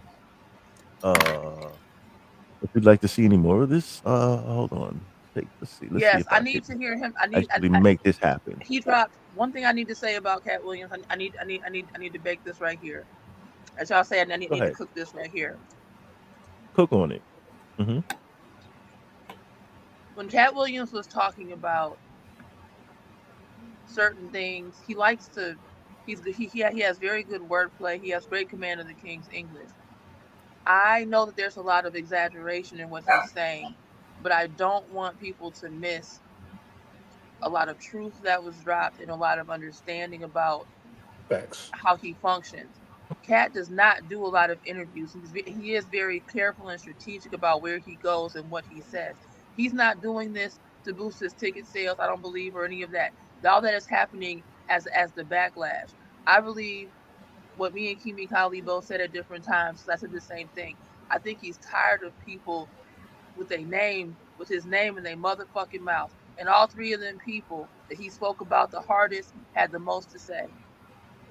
And if you have that many people attacking you and tarnishing your character, but you cannot deny the fact that this man has stood 10 toes, chin up, chest out, he can still sell out. He is still one of the most prolific comedians that we have. You know what I mean? I don't care about his personal life. I didn't know that he had lost his kids at one point due to his shenanigans, and we don't know what the shenanigans was about. People want to say, oh, he's on drugs or he's crazy. Aside from all of that shit, does not take away the fact that people in his business are still talking shit. And how much are you supposed to take?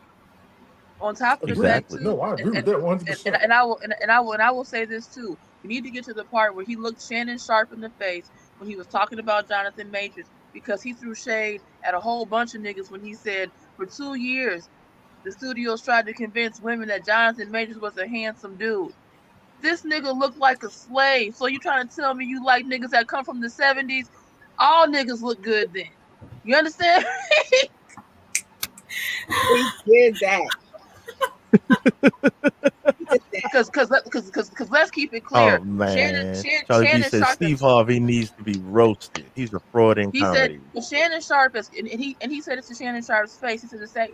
He was basically throwing shade at Shannon Sharp too. Shannon Sharp might be in shape, but Shannon Sharp is not the most attractive dude.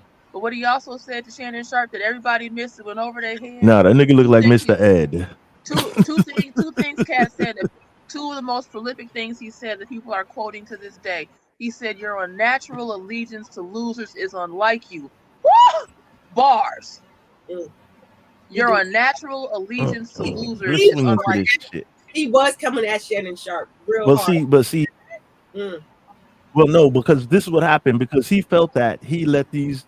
But see, you got to realize, like Shannon Sharp, he defended himself, because I'm not a Shannon Sharp fan myself, but he defended himself as like, hey, man, I don't really know the real story. I just bring a nigga on and they say what they say. And hey, man, like, you got your time to say your shit now. So let's spin into this for a second. Let's just jump. I'm just going to jump around for a quick little 2 minutes from piece to piece, and maybe I'll catch a piece, because I don't remember exactly where certain parts were. And we probably can't run this whole sketch right here. The whole thing's 2 hours 45 minutes. Nah, this is a 30-minute version, but I'm not going to run that. I'm just going to play a little minute here and there and just skip around for a second. So let's peep this real quick. Let's see what they got to say. Cast member has ever said anything. He couldn't have played that role like you. I thought he was. Sir, no one.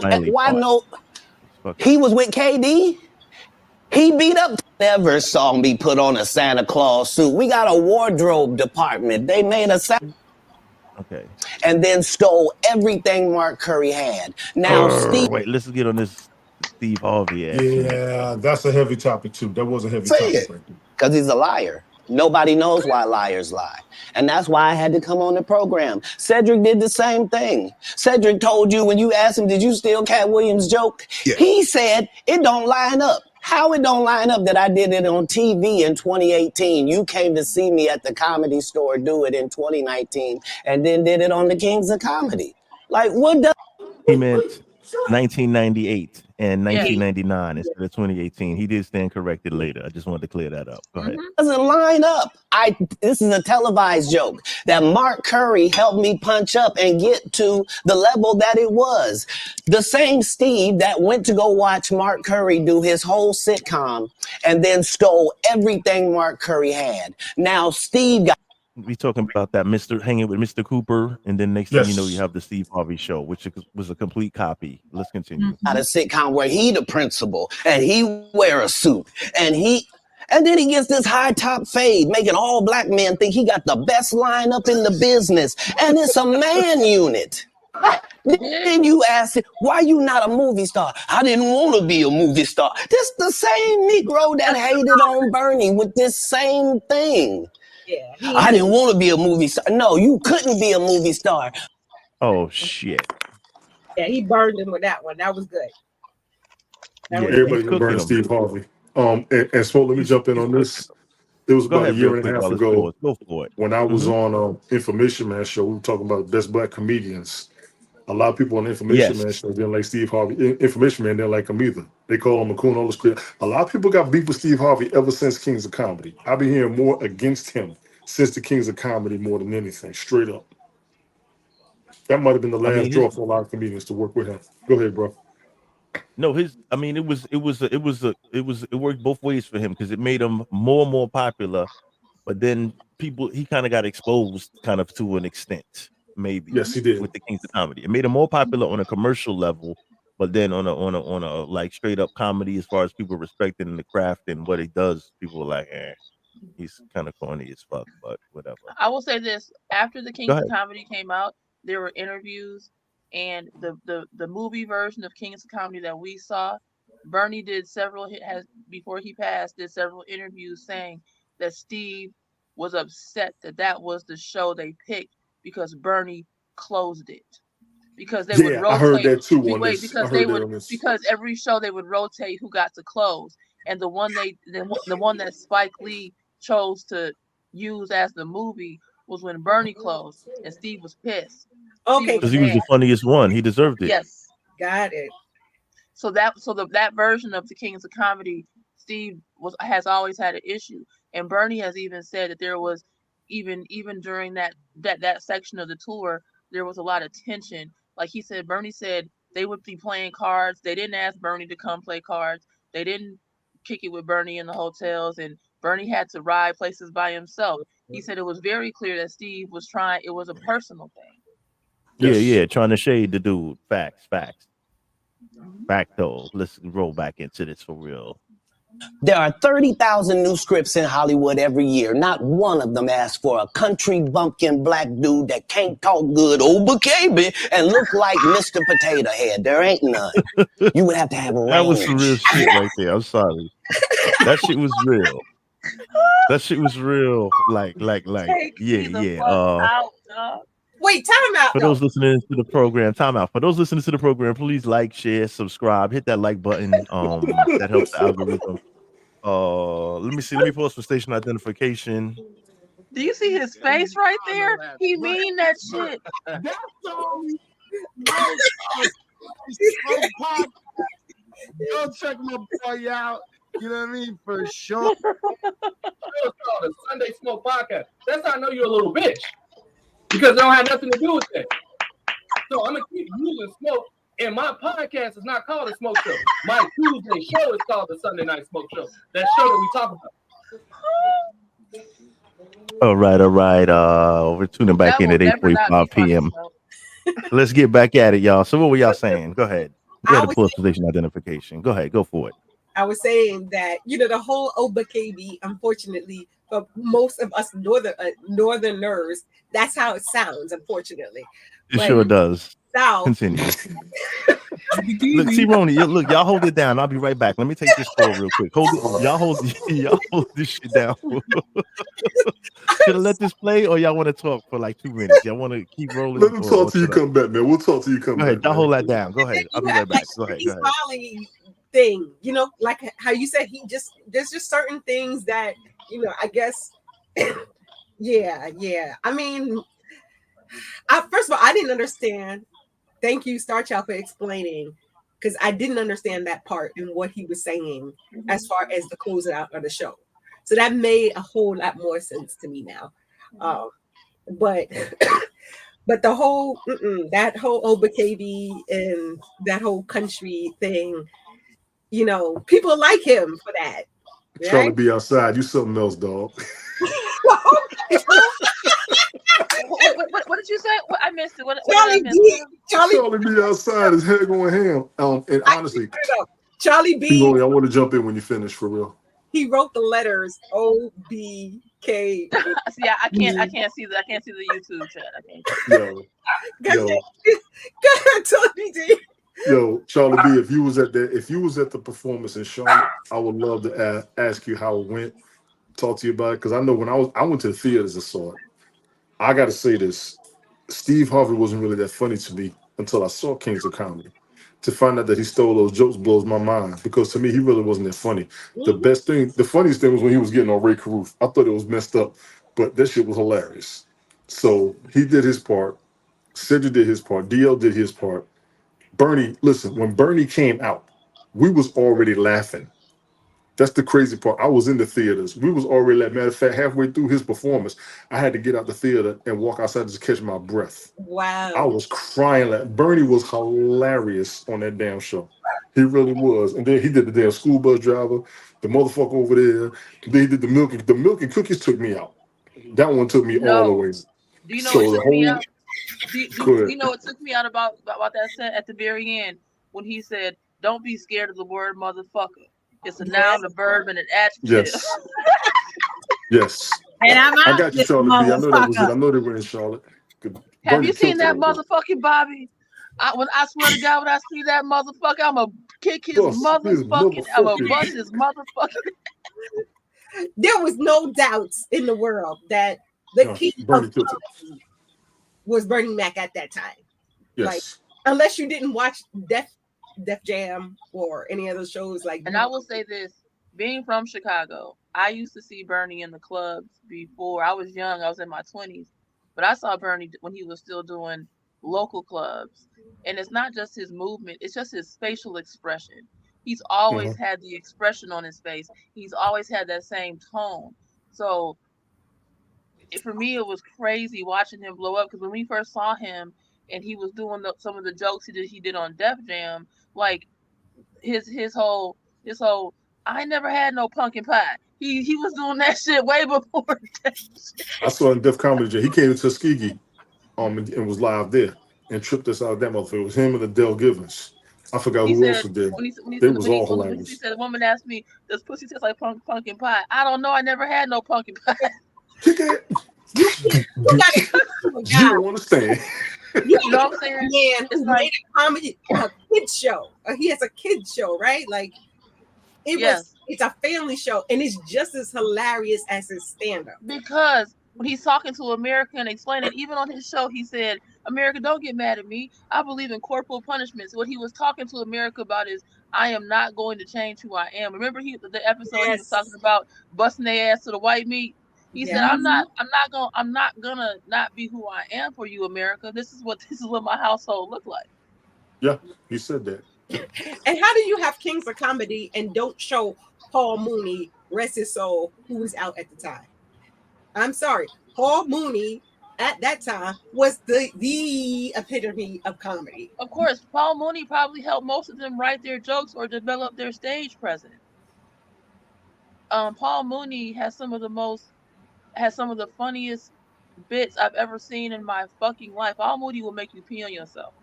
Talking about white people, I swear to God. I've never seen anything like it in my life. You gotta watch his stand-ups on Tubi. I watched all of his. I watched a few of his stand-ups. Paul Mooney's hilarious. Eddie Griffin is hilarious. 1, 2. We hear you. Man, they said Paul Mooney. Paul Mooney wrote for Pryor. Charlie B said. Sorry, I've been behind on the chat. He wrote for Pryor. He wrote for Eddie Murphy.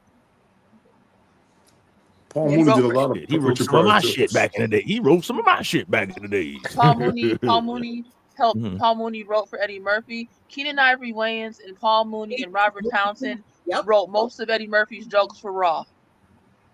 Wow, I didn't know that. Okay. Look at. I heard Robert Townsend. But Keenan Ivory Wayans is a legend. Yes, look at the credits in Raw. You're gonna see Keenan Ivory Wayans, Robert Townsend, and Paul Mooney. You're absolutely right. Because you see and Kim Keenan got Wayans. jokes. You know, in the beginning when they're showing the people, Kim Wayans is one of those people in the beginning of Raw when they're showing the crowd, they're talking to the people in the crowd. Kim Wayans is one of those people, a very young Kim Wayans. I got you, Charlie B. I know he was the closer. You was there in Charlotte. Oh my God, I'd love to talk to him about that performance. That was the movie. Yeah, that's lit. Charlie B, the chat is in the link is in the chat if you want to jump on. Elliot King said, y'all don't understand. I ain't scared of you motherfuckers. But I need to. I have a thing since we're talking about comedians. Now all the fire. Sorry, I mean just say y'all don't understand. I ain't scared of you motherfuckers.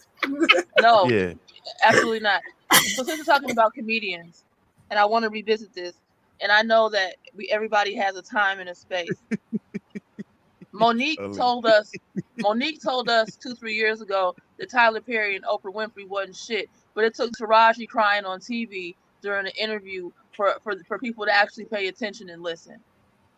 Yeah, a lot of times a lot of times people spill the beans, like Cat Williams alluded to in this interview at some point. He said he didn't spoke about Epstein and all that before. Yeah, how come all of a sudden now, because it's Taraji saying the same thing, basically the same thing Monique was saying, but now all of a sudden we up in arms. Monique said that shit for a whole 18 months to 2 years. You know why? Because it's always, but remember, Monique had already been on the shit list. Remember, Steve Harvey was like, you know what? You can't mess with these people's money. And remember that time when she was like, I was disappointed in you, and he's like, you know how we have to work in front of slave masters. But the thing is that the story does not change. But now we got Taraji saying the same it's shit. The messenger. Remember, it's the messenger. It's not the message. That's the problem with folks. No. It's never the message. The message was this bitch ain't shit.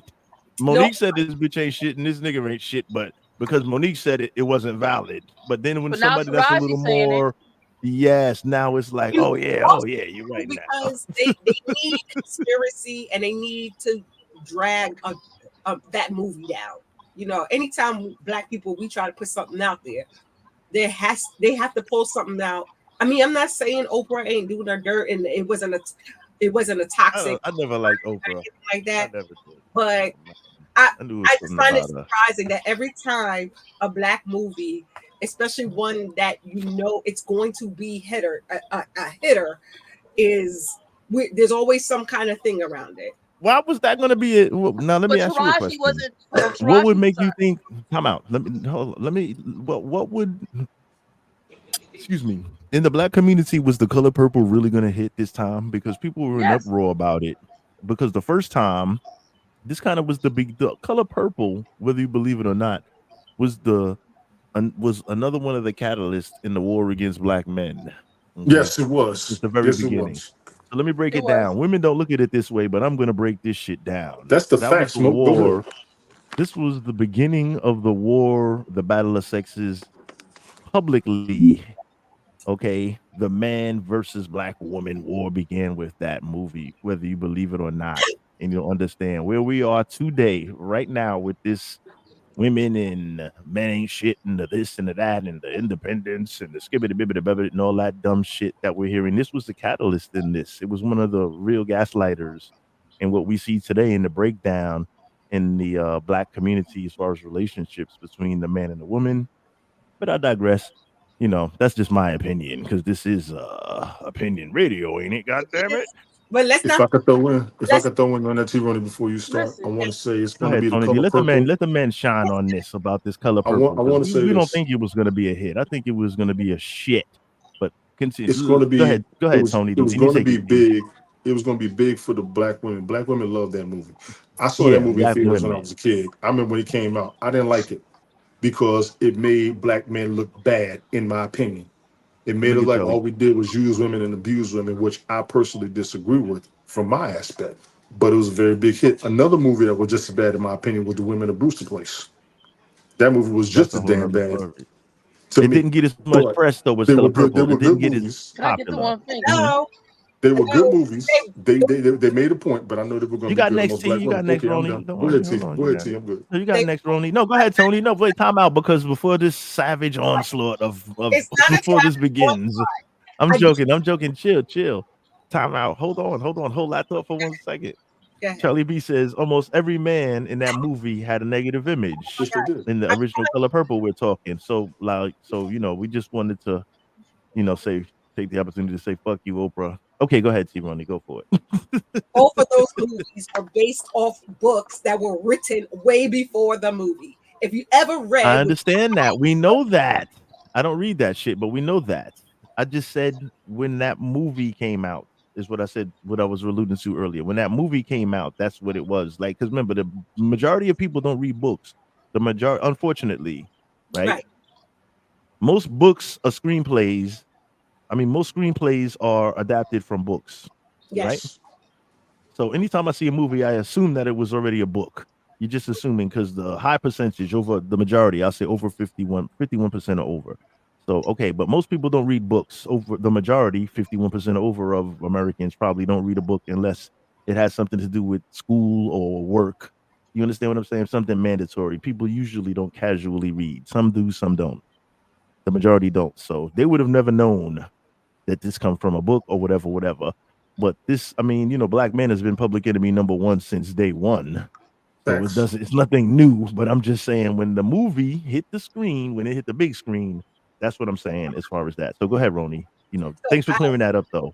Yeah, I'm not trying to downsize. Go ahead. No, go for it. Go for it. Shit on those niggas if you got to. Mm-hmm. I'm not trying to downplay how you men felt about how the movie made you feel, but just realize that it came. I don't want you to get lost in the fact that the movie did all this work because it was actually in the book. The book. Okay, I get it. The book was if you ever like I said, I've read those books, and if you read The Color Purple, you know that the point of view is based off of Cillies. So the book in itself is actually is almost like a journal. It is a journal. Right. Of her perspectives. And that's how the book was written.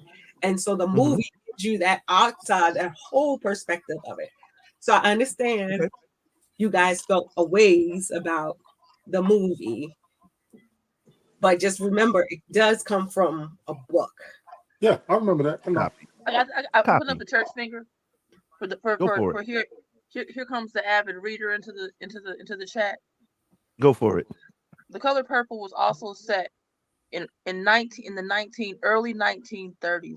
This is still during lynchings. This is not the America or the society that we know. This was set in I forgot the county in Georgia. That was country as hell back then. You know what I'm saying? They still got slaves out there. Okay. So, I'm joking. Okay, but the thing is that and you have to understand too that I do understand why men take offense to Mr. depictions of these men in these books, in the movie. But I will say this is that you have to remember this is not the modern society, but yes, they did use it. That was a lot of women's reality, and even today in society, we are in modern society, we are still having a hard time holding ourselves as a people accountable for the abuse and the degradation and the lack of respect. You know what I'm saying? We just don't want to talk about it. We don't want to talk about it. We don't want to talk about it. We don't want to talk about it. But it still that lifestyle may not be what it is now, but we don't want to talk about it. And I'm not saying that was not a catalyst, because it very well was. But what you don't understand too is that movie had a hard time getting put out and made, for one reason, because Steven Spielberg, a white man, was the director. Number two, the book was banned. The book was banned for a long time. You couldn't even read it, because that's how vicious. Alice Walker took so many hits for even writing that book. You have to read that book. And I will tell you why Alice Walker took hits, because she was married to a white man. You understand? Sorry. So you have to understand there was a lot of vitriol around this book. But the whole thing about Oprah and everybody else having this much, making it such a divide with black men and women, it's well, all that was part what her of platform was about. But there's so many there's so many reasons why the divide was made. But it was designed this way since slavery. We were never supposed to be a unit. The black family the black family that we know and that we think is the black family wasn't even a thing until maybe the 40s. You understand? Well, I think it may have been a thing before. Wait, time out. Family, right? So you're trying to say a family unit didn't exist until the 40s? The modern family, meaning where a black man and woman post-slave era, post. Yes, where a black man and woman could go get a marriage license and have legalities. America, that's what I'm talking about. Correct. Copy. Correct. Gangster lifestyles in the building. What's good, bro? Gangster lifestyle was good. Copy. So So I mean, like, you know. Oh, okay. Go ahead. Continue. Go ahead. So for the rural lifestyle that's depicted in The Color Purple, these people weren't even legally married. The families could be broken up. Everybody was transient, which is why you saw Sophia saying, I could live with my sister and her husband for the rest of my life, because everything was about protection and safety. There was no stability, especially for a woman.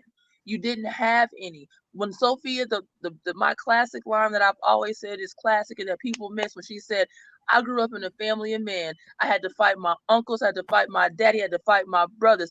I never thought I had to fight my house. That was offensive to her because she spent so much time fighting in her own. You know what I mean? See, a girl child ain't safe in a family of men. You have to remember, these men were not going to the city or outside. The only women available to them were their relatives, which is why there was so much incest and sexual indiscretion. There were no women available to them. That's a heavy point. That's a very heavy point.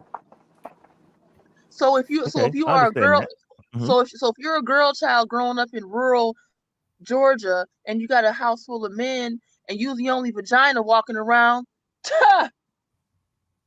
guess who's about to catch it? Oh, you didn't. Man. Oh man. No, but you're for on real, mute, T-Ronnie. You're on mute. But you also have to understand too. Yes, I was trying to say you're gonna be R-word and you can't complain about it. Yeah. On top of the fact too, Celi's stepfather. Men like Celi's stepfather, it was common. Her mother had to marry that man in order to survive, but he didn't have any affection for her children, especially because they came from someone else. So when the mama's on her period, or the mama don't want to, or just because he can, guess what he gonna? That's just that. People don't understand that was just life. Copy. Unfortunately, copy. Unfortunately, trying to be outside. Right, so check it out. Yeah, copy. Yeah. The assault game. Yeah, it was crazy. But yeah, in those times. But I was just pretty much like that was like a little sub spin on the topic. But actually, not 100%. But what I was asking Roni, like, so this would have been because she was saying that every time there's a black movie, right, about to release, something controversial is in the air, or something that's about to hit. T-Roni, your mic is muted again. I don't know why you keep. I'm not talking. Is that purposely? Oh, I thought she was earlier.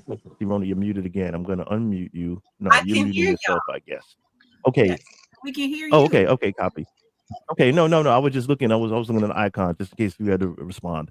But yes, you were saying that every time there's a black movie that's about to come out, there's something controversial about it that's about to hit. All right, that was your about to be a hit or something like that. And I was like, whoa, do you think this was gonna be a big hit amongst the black female audience And what age demographic is the cutoff point to where they wasn't going to be checking for it? Is the next question as far as that goes, and then we'll spin back into this cat shit. But this is like a subdivision, a subsection, since we were talking colorful Oprah and shit like 35 that. to 55. See, Roni? Oh, they got their hands up. I want to hear what they're saying. See, Roni, you. Tony, Oh, I'm she's just frozen again. Oh man. Frozen? What? Oh man, we're going through this technical fuckery again. I see you. We're loading up on this end. Kimi, anybody? No, Tony D, go ahead. Say what Go you ahead, want. Tony I D. just was mocking you, Tony D. It's funny. As far as the demographic, there wasn't going to be a demographic limit. All the women were going to go, mainly because the younger women love that movie because the older women talk about it so damn much. That's and that was going to go all the way down. That was going to go all the way down the line. All the women were going to be in there for that movie. Matter of fact, I know women that saw it and loved it. Yep. This is an interesting point of view to hear because I mean, because black women could go to a movie about black men and be understanding of it, but black men cannot do the same for us. Black men can only see a movie. Oh, go ahead.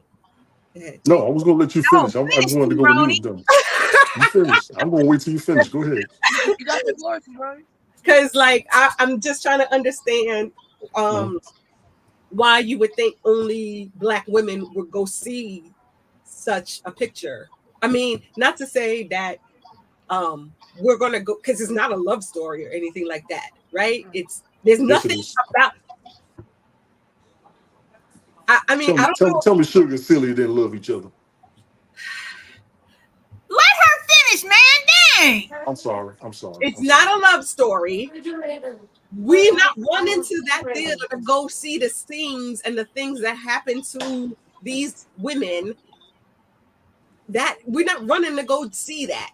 So why would the assumption be that only black women would run to go see the movie? I don't know a black man in all of my life that liked that movie. That's so nice. How many black men do you know? An honest question to everybody: How many black men do you know enjoy that movie? I enjoyed one song. Sister, you're on my mind. Now, who was she singing to? Thank you. But that's all y'all got from it. I mean, that's not all I got. I didn't enjoy the rest of it myself because if you're in a relationship, the biggest thing that's shown with relationships is the man has to be chauvinistic. That's not necessarily true. You got to be chauvinistic. You got to be dominant. You got to be domineering. And the women have to be submissive. Today's women ain't going to be submissive. Let's just be 1,000. My mother and them were not submissive ass women. They're not going to sit back and just do that shit that Silly did. But Silly was trapped in a situation. That whole movie, she was trapped in a situation which I found to be disrespectful.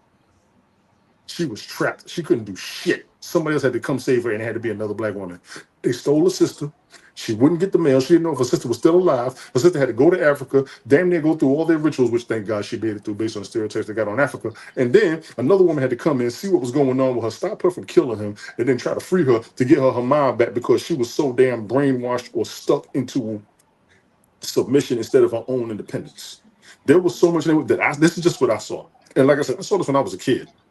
I was in theater like this. We are not that bad with women. Most of the dudes that I knew, of course, we have our ways, and they had their ways, but none of them treated women that damn bad. But not the dudes that I grew up with. It's 1930s Hartwell County, Georgia. Necessarily mean that didn't happen. It's 1930s Hartwell County, Georgia. Okay, but wait, that's fine that it didn't happen during your era or whatever, but the shit actually did happen. And not trying to be funny, just stop and think about some of the damn movies that we as black women or just women period have been portrayed at, and how we've been had, we done had people look at us fucked up, and it's just like, oh, okay, damn, but okay, we wasn't sitting there like really bitching about the shit because. And some people that actually did happen. If the shoe fit, fucking wear it. If it don't, I don't want to wear them shoes. I don't want to wear them shoes. Saying, you know what, Tony D? Don't let we know. But guess what? But guess what? Here's the kicker. That Tony D, at that age, when you watch the movie, the black females around your age, they had to watch the same movie. Everybody watched the same movie at the same time. Yes, I got that. They weren't in the same situations as me in that time. And let me say this, based on what Kimmy Colley said, that it did happen. It's a fact. That don't mean we got to enjoy it. All we got to do is not relive it. Okay, listen. Here's one. And not trying to be funny, just take that on the flip side. It could be some shit that didn't happen that we as women didn't do, or whatever that we see in the damn movie. We don't like the way that shit was portrayed. Yeah, that agreed. Shit yes. However, but it's just like, okay, but we sitting there like going, well, we didn't like that shit. No, and y'all don't like it. Y'all say it. I got you. Here's a thing that nobody ever talks about. That's very rarely talks about. Because I'll say this: Suge Avery is a motherfucking gangster. Ain't too many side pieces that could walk up in my motherfucking house with her nigga at Easter dinner and sit there, bitch. Are you fucking kidding me? I'm glad you said that. That was the only part you enjoyed was the sister part, but that's some lesbo stuff. No, I like that song. I like the song. This is crazy though. Suge Avery is a gangster. Not only did Mr. bring her in the motherfucking house, she doubled back, came back as a married woman in the house, switching her ass to the motherfucking mailbox. Sitting there, Mr. and her husband are having a whole conversation and she giggling. What kind of sinister, malicious, that's a very negative portrayal of a woman like as a motherfucker. For you to have your husband and your nigga at the dining room table playing Easter eggs with children talking about your pussy, girl, are you crazy? Go ahead. Gangster, dog, gangster. Elliot That's King. some gangster shit. Elliot King says, I'm going to be honest. If Harlem Nights and The Color Purple was on the marquee, I'm going to see. Me too. Shout out to Charlie B. Outside. He said he called his old lady. But my thing is how come nobody ever talks about that? Since we won't like to talk about side pieces, Suge Avery is probably one of the hardest side pieces we've ever seen, and nobody wants to acknowledge it. No, I don't think she was the hardest. Sunshine was the hardest side piece. Sunshine No. I'm talking about the way Suge Avery moved in the midst of their marriage. She's Sunshine was the hardest side piece. Hey baby, it's me. I ain't never coming home. Y'all take care. Click. I think you're missing what I'm trying to say. Suge Avery is gangster. Suge Avery is gangster. Oh my God. And not trying to be funny, but let me just say this, just because we all looked at him like he was doggone crazy, and you got a doggone big ass green dot coming out the middle of your damn forehead. Don't you ever sit up there and say that women are not submissive, because you don't know nothing about birthing no damn. I can say that shit like a motherfucker. I'll say it like a motherfucker. You can't. You can't say that yes, shit. I can. Look, okay, so then if I get up here and say, yeah, men ain't shit, men ain't this, men ain't that, then that's supposed to be okay. No, it's not supposed to be okay. I didn't say it was okay, but today's women are not trying to be submissive. You all want that's your not true. I will submit to proper authority. I will submit to proper authority. Thank you. What's the proper authority? What's the proper authority? Okay, can I have the floor real quick? A man is about his shit. A man that ain't no fuck shit. A man is doing his damn business. Hold on.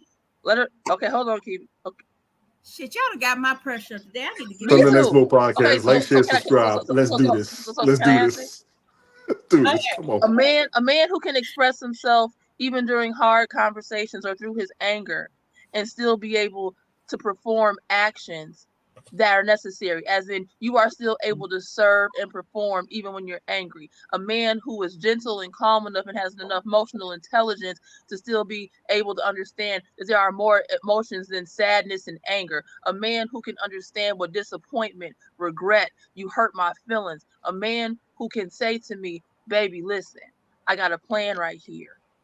And even if it doesn't work, won't come home blasting me. A man who doesn't automatically default to everything is my fault. A man who is willing to help in the household, even if you have other children in the household, and be the stepdaddy, and not all of a sudden when you and your feelings talk about these ain't my kids. Or a man who is the provider and makes more money than me and will say, well, no, she's not. I can still hear her. Oh. Or bring money into it, talking about because you pay the bills, that's all that matters. No, you have to be an active part of this household. You have to be an active part. You have to provide for me mentally, spiritually, financially, sexually, as a whole entire entity, not just money. A man who is going to protect me when I'm wrong and correct me in private. Go ahead, Tony D. I'm not. I'm gonna let y'all finish. Go ahead. I want to hear all this. That's the type of man I will submit to. A man who understands that his visions and his leadership. I still have a voice. If I say, babe, you might not want to do that right there. I know what the fuck I'm doing. Wait, hold on. I'm just telling you. You might not want to do that. A man who was willing to come to the table even when we disagree and try to find the middle. A man who is willing to say, you know what, a man who is going to commit even when it's not comfortable, even when you're not necessarily actively in love with me, but you're committed, but you like me enough. Gosh. You know what I'm saying? Because you ain't gonna like me every day, and I ain't gonna like your black ass every day either. But guess what? Damn, so ain't gonna like your ass every damn day. But go ahead. But you're gonna get your ass in this bed, put your leg over mine, and roll your ass over and go the fuck to sleep, and we'll figure Are you it out. gonna do the same without having attitude and tell me to document? I ain't gonna stop doing this. Next, Kimi Kala, your turn, please. Anyway, I ain't saying nothing because you got so much to damn say about women not being submissive and shit. So you go right. It's the damn truth. I seen it. I seen it. Women like me, women like me need safety in order to submit. I have to feel safe. Safety is very mentally safe, emotionally safe, financially safe in order to submit. Safety is very important. Okay. T-Roni, you're not freezing. You're actually doing good on my end, just so you know. You're not freezing at all on my side. Can y'all see her moving around? Can she hear y'all? Yes, I can see her moving around. I don't know what Can she hear me? I can't. You can't hear her. Okay, I don't know she why hear you me? can't hear T-Roni. Say something, T-Roni. I can't. She said she can't hear Snapchat. Tell her I can hear her, even though she may not be able to hear me. I can hear you. Okay. Because you weren't freezing at all on my end, just so you know. You weren't freezing at all, T-Roni. Yeah. Go ahead, Kimi Kala, your turn. I ain't got nothing to say. I got a question. Why does anybody got to be submissive? Why? That's tradition. Tradition shows that a woman should be submissive to the husband. Tradition said we're supposed to be slaves. Tradition says that I'm supposed No. Tradition also says that we you went too far with it. You went too far with it. Really? You went too far with it. I'm talking about relationships and marriage. I'm not talking about slavery. I'm just talking about relationships. You can't exclude. You can't pick and choose. You're cherry picking what part. I'm talking about relationships and marriage. Based on the movie, it was a relationship going to marriage, and he was forcing her into a relationship and marrying her. Was he not? He didn't force her. Her daddy did. Her stepdaddy did. Yeah, her father told her because that's back in the days what they did in order to gain money, in order to have money and stuff. Right. So yes, he did. She was sold. So that's not being the same. That's not the same as he was stalking her. He was stalking her for a minute. Same as submission, though. He was stalking her for a minute. Wasn't he chasing down? He didn't want Celie. No, he wanted Nettie. He wanted Nettie, yes. But Celie was the oldest, and the stepdaddy said Celie's the oldest. She got to get married first, and he told him. Which is biblical. He said and the stepdaddy told him she's a good worker, and you can do anything you want, and no matter what comes out, meaning the baby, she ain't gonna make you take care of it. You can do whatever you want to her. That's exactly what he said. That's messed up. And she's spoiled, so that means she already had babies. That's messed up. And he said she's spoiled twice. Okay, maybe I'm wrong for the comment I'm going to say, and I really don't give a damn. But this is the thing here. No matter what time, day, era it was that these movies and these pictures and these things come out, it's some shit that's factual in there. It's the God, the honest truth. This is what happened in that particular time period or whatever. But I don't understand why it is that everybody gets their panties in a damn bunch because of the fact the shit was fucking true. The shit happened back then. Nobody's saying that the shit is happening right now, but it happened back then. That was the God, the honest truth. What is it? We can't handle the damn truth. Nobody really wants to sit there and say, oh, the stepdaddies is raping the damn stepdaughters and all that other type shit. It was the truth. So if it was the truth, not saying that this is what we have to be living in and this is what we have to be doing right at this exact moment. No, we're not doing that. There's women that can be submissive. There's women that won't be submissive. You don't know who's who or what's what until you get off into a relationship or whatever with whoever it is. So that's a fact. That's a fact. You should be careful about the shit that you say because you don't know who, what, when, where, how, or why. I could be as submissive than a motherfucker. But you make it just about you. You make it just about you. I'm talking about stuff that I see out there. I'm just saying it as an example, homeboy. I wasn't making it about. I'm just saying that I could be submissive as hell, but if you saw me up here on this doggone podcast, you'd be like, "Ooh, you wouldn't believe it. You wouldn't believe it." I say. You know what I'm saying? She got a big ass mouth. She got this, that, and the other, so on and so forth. I seen you laugh. You got big mouth. You laugh. Shut the fuck up, Tony D. Bang bang. Shit. You right. Bang bang. Shut up, Tony D. Damn it. You better be glad that I know you and I like your ass. Cause shit, I'd be like, you know what? Let me hop in my car and roll to your house right now, nigga. Nigga. Tomorrow's a holiday. I dare you to show up. I got a doctor's appointment tomorrow. If not, I That's what I thought. Look! I got extra time on my hands. They already canceled school for me for Tuesday, Tony D. I could roll up on you for real. I don't believe you. How long is it from Illinois? 9.5 from where I'm at. I'm in Central and only 9.5 hours. That ain't nothing. No. She won't be here tomorrow night. She won't be here before tomorrow night. I ain't falling for that shit. What you want? It's all right. How far is it from Illinois to Maryland? I got to be around the same time then, right? No, that's longer. That's longer. Like 12 hours or more. About 13. Oh, okay, I was gonna say, come here and we'll drive there. I'll drive you over to Georgia. Look for that. My house. Look, Ronnie, I'll do that for you. I will leave after we get off this podcast. I'll start right now. Come on, Kimmy Kylie and start y'all. We can come see you, Tony D. All right? You know that. look, yeah. Look. We gonna do an old school. We gonna roll up. My posse's on Broadway, just me and my posse right with the You better take your hoops and your buttermilk biscuits back the hell back home. Look, you gonna have 3 women on your porch, Tony D. Like, what up, though? All right. And what you gonna do then, Tony D? Look at y'all like y'all crazy and step right the hell back out there and be like, Tony D said he's going. No, he's gonna order a salad in a box. It's gonna be the 3 of us with Tony D and Charlie B. Charlie B, I'll let you know, bro. I'll let you know. I'll call you if I need you. I got this. That's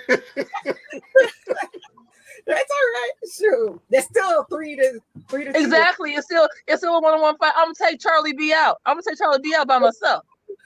This ain't what they want. Don't you worry about it. This ain't what this. I'm calm. Y'all focus on Tony D. I got Charlie B. Okay, don't even worry about it. Come on, Kim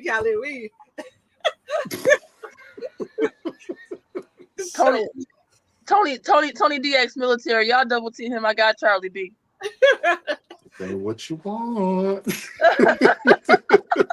You don't want it over here, my brother. So you really the fuck don't. Okay, I'm sorry. I'm gonna chat. Find out what is going on with. He might want to call. Listen, I really think he's gonna tank this one because I know how particular he is with his broadcast. I'm quite sure he's gonna tank this one. He may get a couple of clips here and there, but I think he's gonna tank this one. He's very particular with how his shows go. So he said he's gonna film it all, bro. They thought they were mad at Tyler Perry and Oprah. Let them show up. We're gonna get Tyler Perry. We're gonna pick the 3 of us are gonna pick up Tyler Perry and bring him over to on the way. Sure. Yep. Easy, Elliot. Ooh. They say that women would. Oh, what the fuck? Star Child, you better come get your big LA. What did he say? Oh, I didn't see what did Big Ellie say? Hell nah. What did Big Ellie say? Some shit about they say that. Just don't put it back on the screen. Oh man, Ellie, you wildin'. You just lost 2 points for me, Big Ellie. They call me Big Ellie. Big silly, big Willie, big Billy. You know what, Ellie? What happens when you have an uncensored, uncut, raw and uncut Sunday Night Smoke podcast type of show. Say that sometimes shit. people just let it hang. You know what I'm saying? Sometimes people just feel comfortable and just get busy and get a little loose. I'm gonna call Big Ellie from the conversation. Oh yeah, we having a good time with this shit.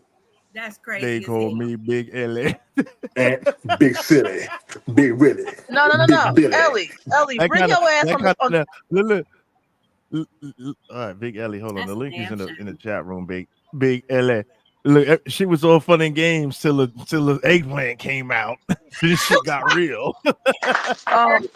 Big Elliot, where you at? Bring your ass in front of the congregation. Bring your ass up here. I got something to say. Bring your ass up here, Ellie. You know, and that's that right there is the thing where people just got real. Yeah, the shit just got real. But this is the thing that people I'm just saying. Come on. Where was I now? I missed some of the conversation that was going on before this happened. I just plugged back online and just was like, oh shit, let me hit the comments. And yeah. So where were we? Okay, but hold on a second. Hold on 1 second, because I need to respond to the comment that Elliot just said. Go ahead before the eggplant came out. Mm-hmm. Yeah, shut up. Oh my God, Smoke, you are fucking crazy. This is the thing though. And this is why I say people need to be careful in the words that they say and how they choose to use them. You cannot just sit up there and say, oh, people, the ladies with big mouths or whatever need this, that, and the other. You don't really know what it is that we need. You don't necessarily know what it is that we may have been through.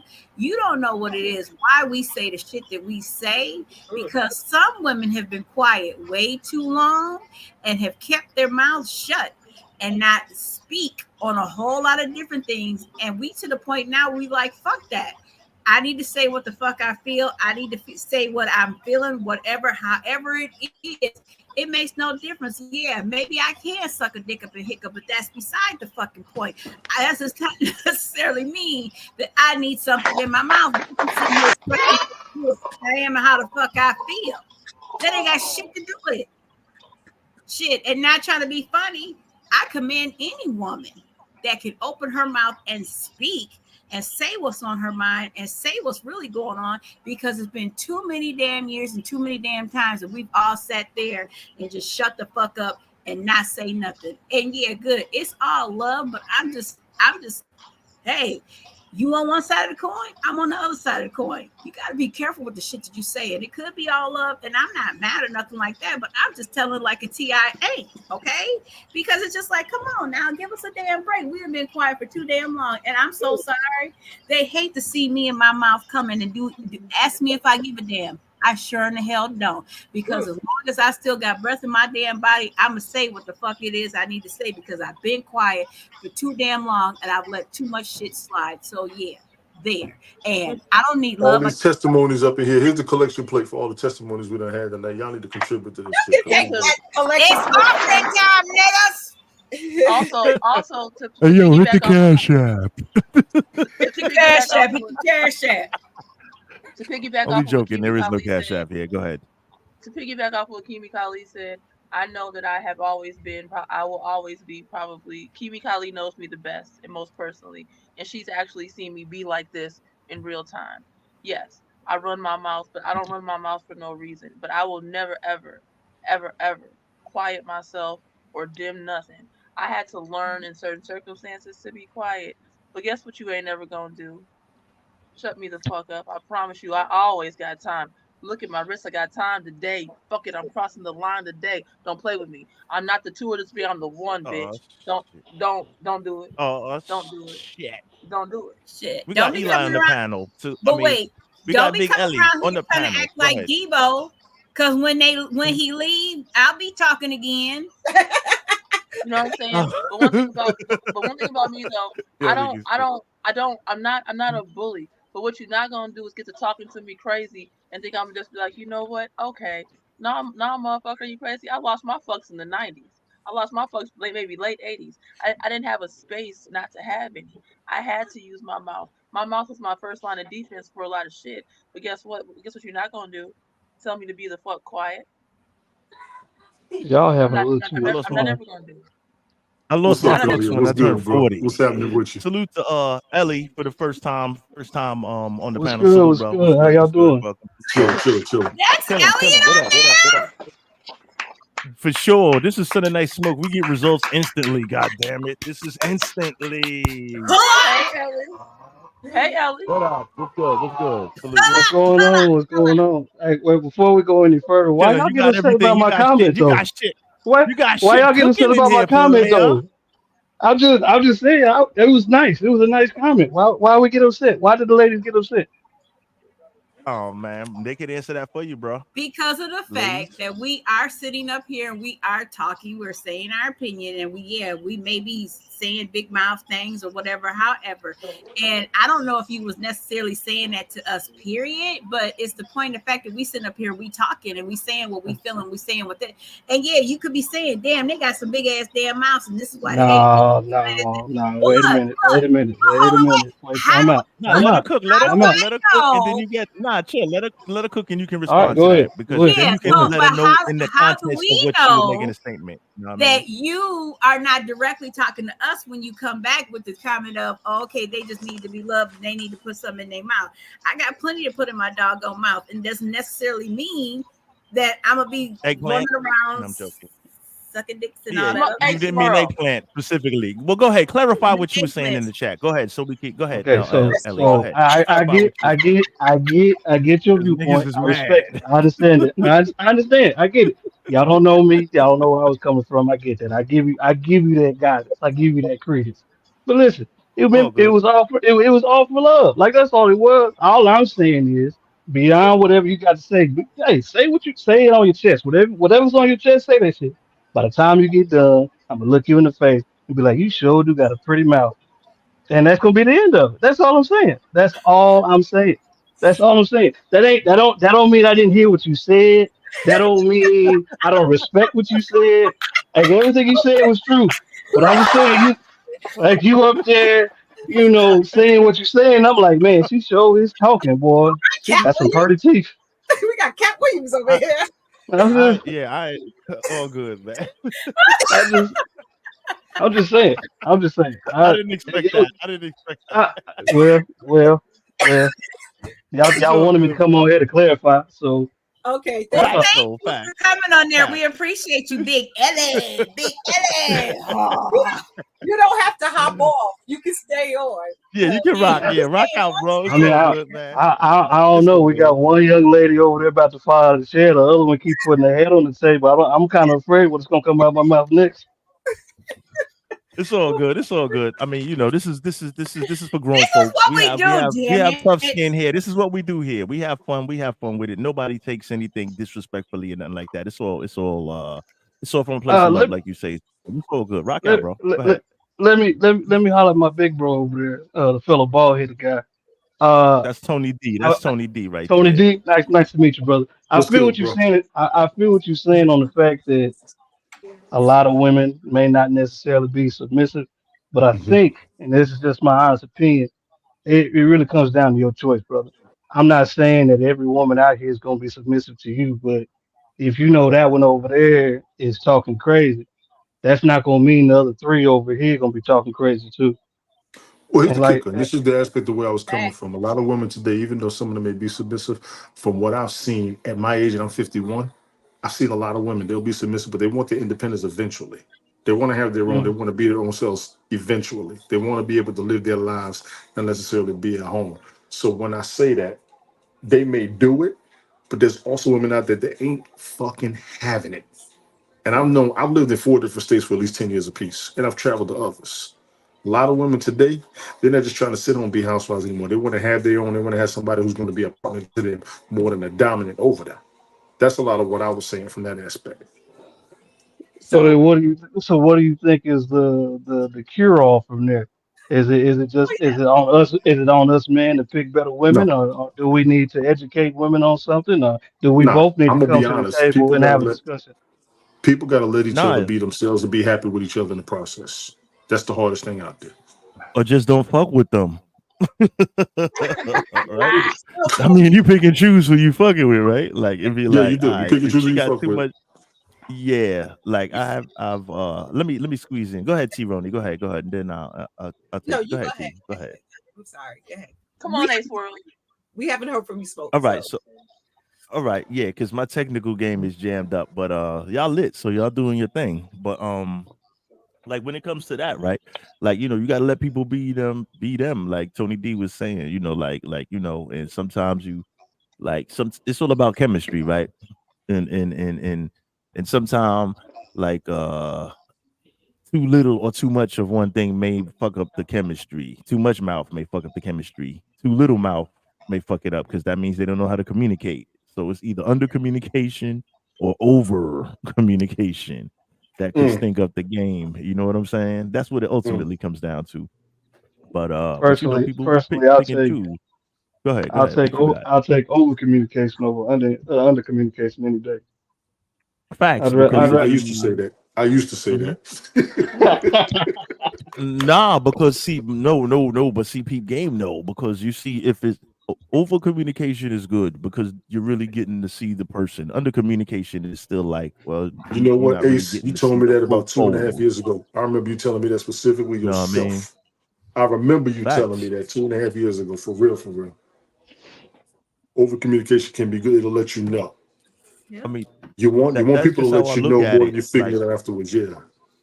Well, I will say this as a person who, if you've been out there like, and then from there, can you hear me? People who don't. Yeah, because then you can decide from there. I'm sorry, I'm gonna stop. My shit's starting to get scatterbrained again. There's a delay. Yeah, there's a delay. Okay, go ahead. There's a delay on everybody's ends, honestly. Really? Okay. Go ahead, T-Ronnie. Okay, so I was gonna say, as a person who under communicates, and not to say, because first of all, what I wanted to say earlier was, Tony D, you want everybody to be themselves, but you want somebody that's gonna be submissive.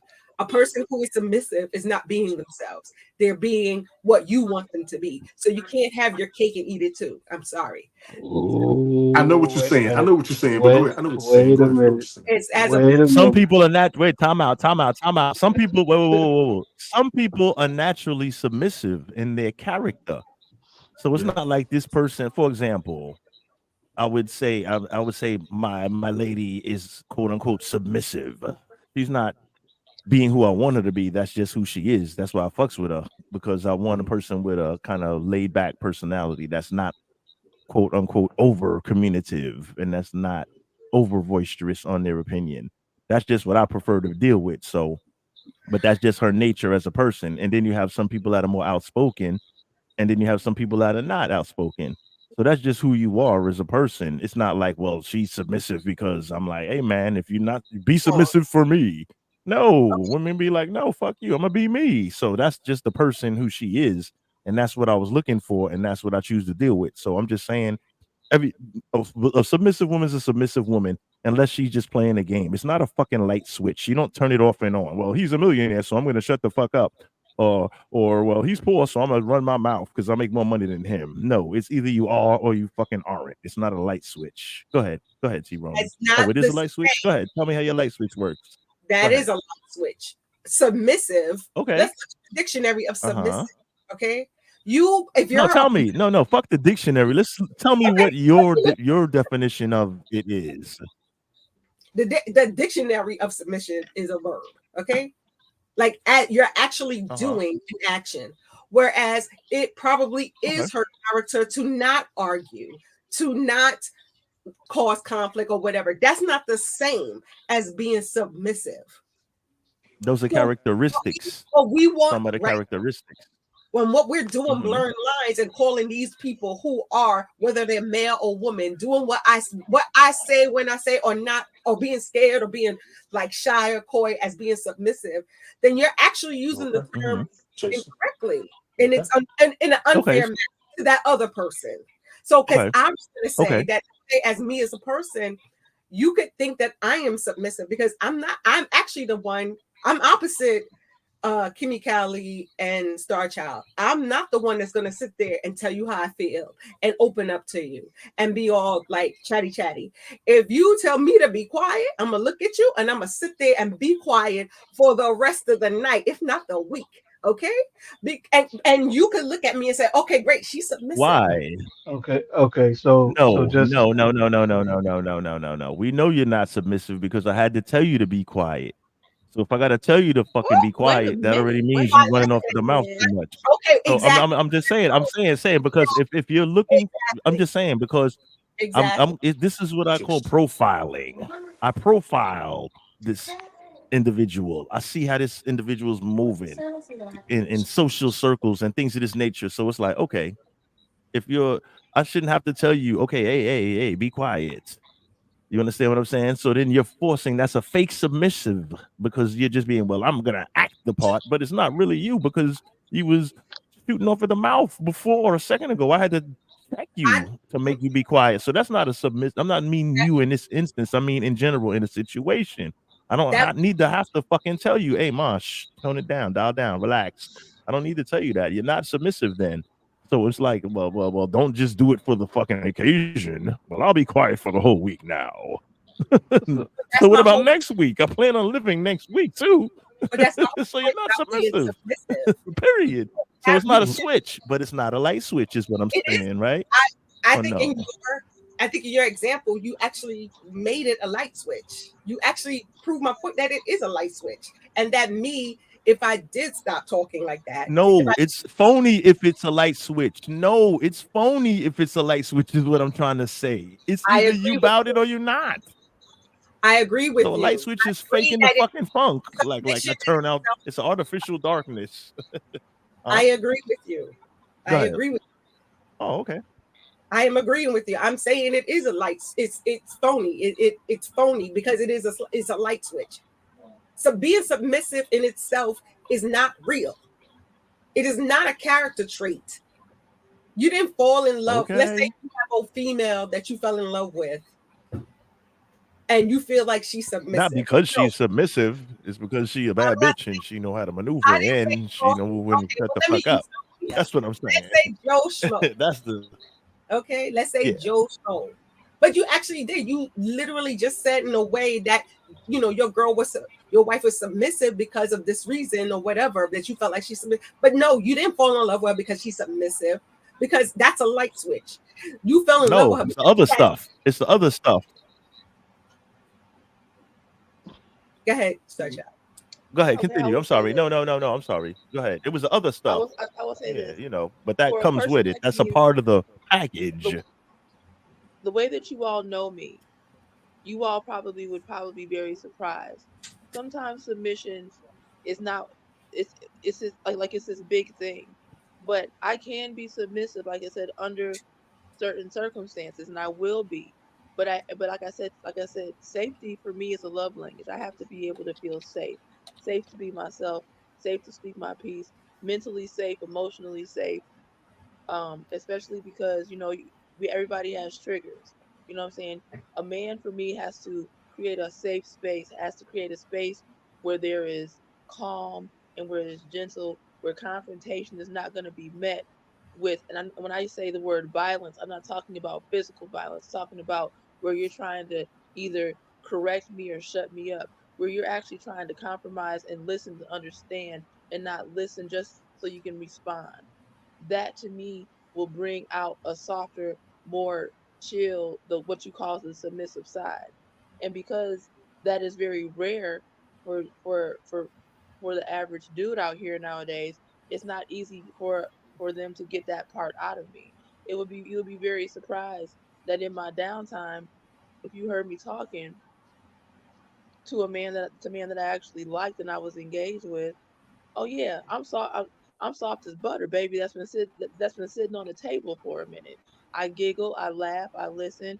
And no offense, Kimi, I know you're looking at me a little crazy, but it's true. Yes, and it's gonna turn into whatever you say, Daddy. You got it. I got you. I hear you. But you have to treat me. You have to handle me correctly. And when I say handle, I'm not saying that I have to be handled, but you have to treat me correctly for what I need. You have to treat me in such a way where I don't feel trod upon or stepped on in order to get to be heard, or because you don't agree with what I said, now you got to shut me up. Because as soon as you do that, look, I'm gonna do Kimi, rah, like the Dungeon Dragon. You understand? She coming. Rah, now she coming. Submission is not necessarily capitulation. That's number one. But the definition, I'm sorry, the act or fact of accepting or yielding to a superior force or the will or authority of another person. That's correct. But let me ask you something. Let me ask you something specifically. Okay, let's say me and you was active, right? And let's say you were better at finances than I was. I'm not going to overpower you in your department because I have no knowledge of it. I'm going to come to you as a partner to either learn or to give you said work so that you can be the best version of you. I am submitting that I do not know this particular field of business, and I trust you enough to handle said business. Now, that doesn't make me any lesser. It doesn't make me be quiet or anything like that. It's just simply I'm accepting the fact that this is where I'm deficient. This is where I'm deficient, but I know you're not.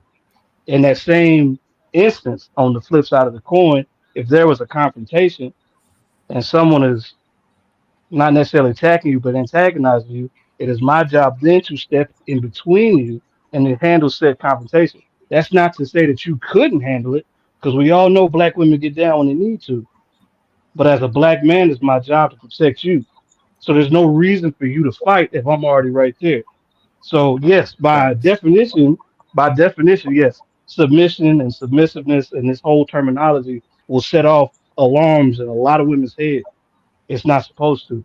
At least in my viewpoint, it's not supposed to. My job as It's a a man trigger is to word. provide. Correct. My job as a man is to provide you a space where you can be the best version of you. Now, does that mean that I'm always going to agree with everything you say? Absolutely not. Does that mean you're always going to agree with everything I have to say? Absolutely not. But you're going to have the floor. You're going to be able to speak. You're going to be able to do the things you need to do. All I'm going to do is interject from time to time, like, hey, listen, baby, listen. Everything you said is good. This way over here might be a little easier. Because in contrast, I would expect that from you. So personally, I don't know why the terminology sets a lot of people off. Uh, they act like it's such a terrible thing to accept and acknowledge that someone in your close circle may be better at something than you are at that moment.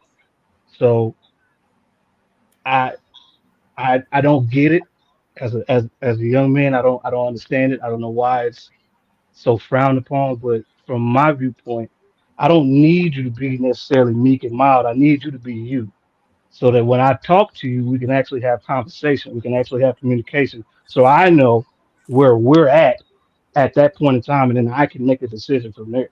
And then whatever advice you have, whatever suggestions you have, by all means, give them to me because I trust you more than I trust another panel outside this world.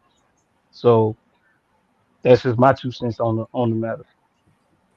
Okay, so Copy. I hear you, brother. Go, okay, go so ahead. Go ahead. Either one of you. Go ahead. let me say this because Elliot is actually, he's actually correct. But this is the thing: when somebody says the word submissive, and especially if you're looking at it from a woman's point of view, the very first thing that comes to any woman's mind is the scene out of Coming to America. Whatever you like, whatever you want, whatever you need. Okay, I bark like a dog. Earth, earth. That's the first thing that kind of pops up in your head because it's just like, okay, you want me to be submissive. And that's what turns people off is because that's the first thing that they think about. Oh, I ain't gonna be like that chicken coming to America. I'm just saying that as that's the first that's where the brain automatically goes to. And I think women can be more submissive than what we're given credit for because of the fact that, like I said before, there's been so many times we've had to be quiet that it's just like, okay, we don't want to be quiet anymore. And yes, we're going to say what's on our mind. We're going to say what we feeling and whatnot. But it's just like, if you have the perfect or the correct situation or the correct man that is doing what the man needs to do, period, just in the overall relationship, you can get probably one of the biggest mouth doggone people to talk more shit than a little bit to be submissive to where you can get them to get to the neutral ground where they're like, okay, this is where I am. I don't have to be all hyped all the doggone time. I ain't trying to be funny, but a lot of men out there in the world, they're still on the little boy status because they don't want to step up to the plate and be the man that we are expecting them to be. If you're going to handle it, you're going to take care of it, take care of it.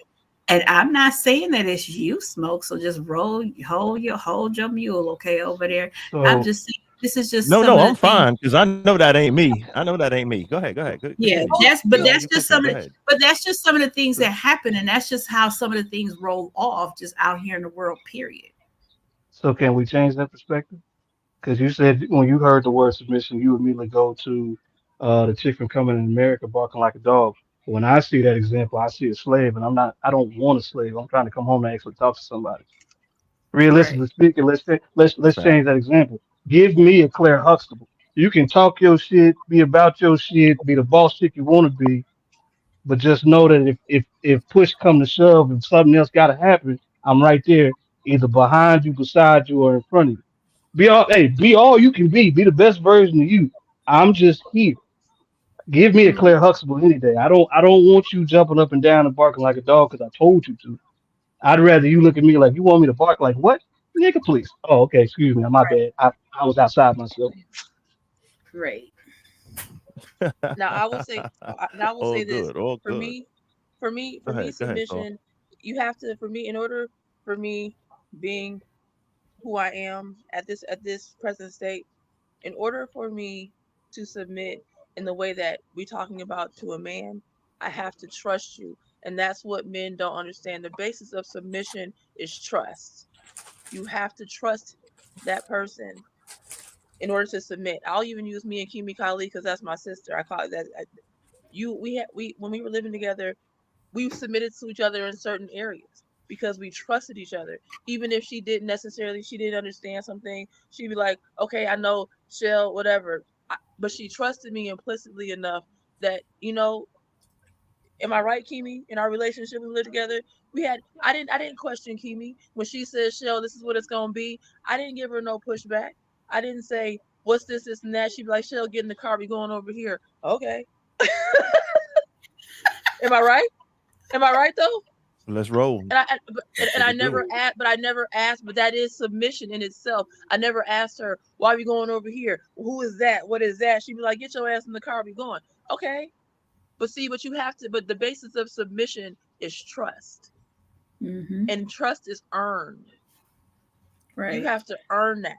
You have to earn, and you have to show and prove that you are trustworthy by your behavior and by the things that you do. And I think that's where men get it twisted. You have to show a woman that you are trustworthy, and not with your money, but by what you do. Are your plans sound? Do you move this way? Are you consistent? This is where trust is built enough for a woman to say, when you ask of us, or you need us to do, or you expect of us, that we have no problem doing it because we trust you.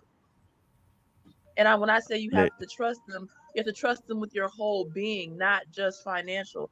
I have to be able to trust you that when I come to you and say, "Babe, I had a bad day," or this is what's going on, or I've been triggered. Especially for Black women, a lot of us triggers have nothing to do with our partner. Our triggers come from our sorry ass, ignorant ass, grown ass kids calling us on the phone with fuck shit.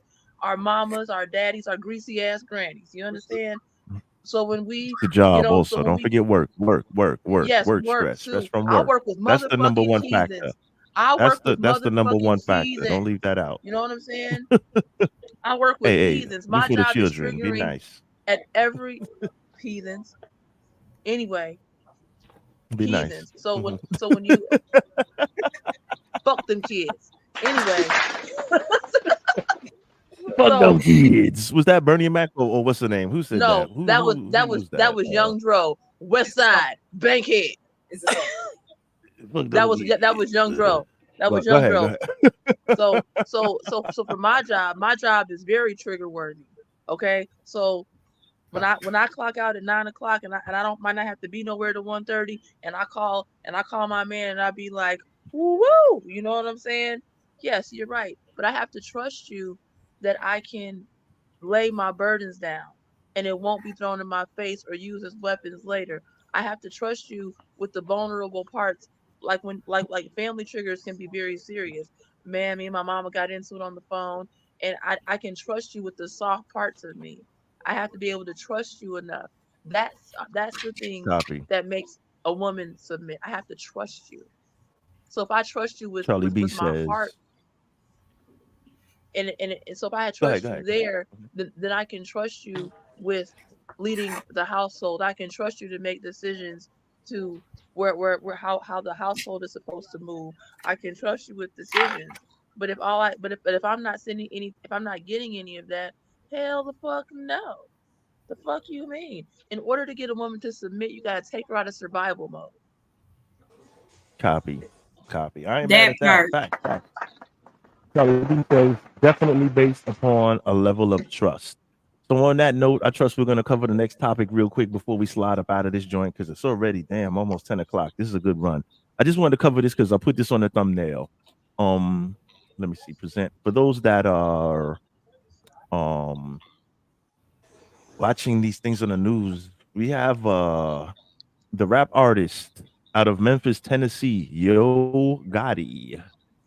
His brother was killed in a shooting yesterday, allegedly killed at a shooting yesterday. Let's see. Let me try to bring this up here.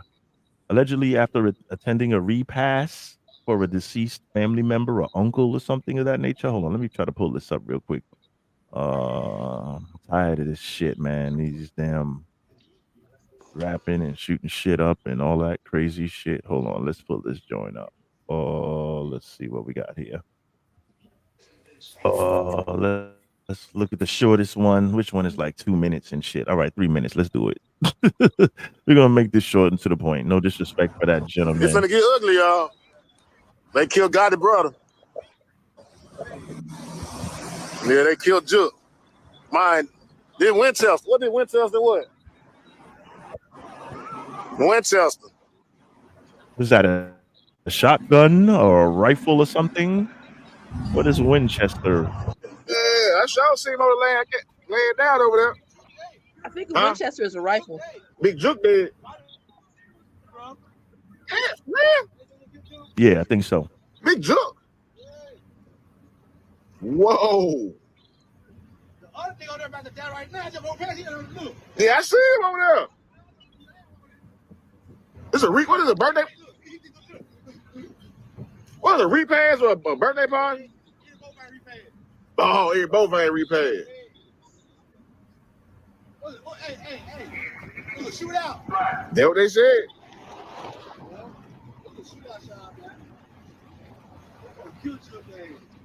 Hell no.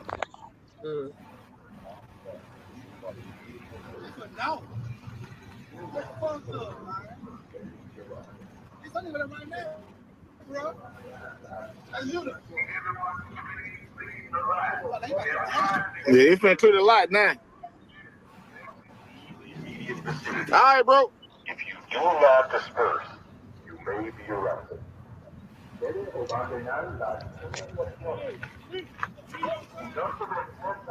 Puede ser arrestado.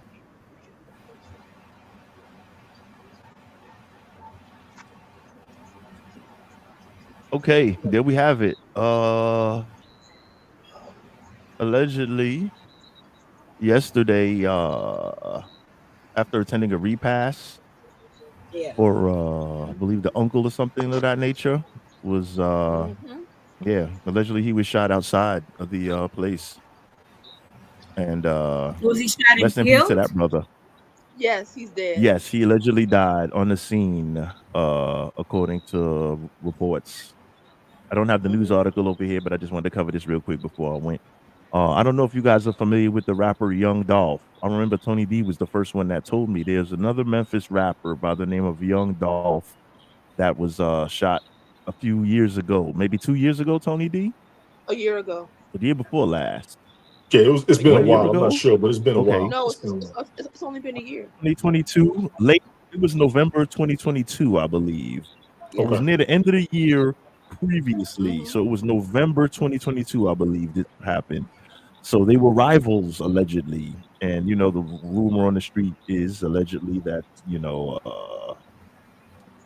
Yo Gotti had something to do with it, or it was a hit financed by Yo Gotti allegedly, and this may be something on the revenge. Maybe revenge was the motive or something, possibly.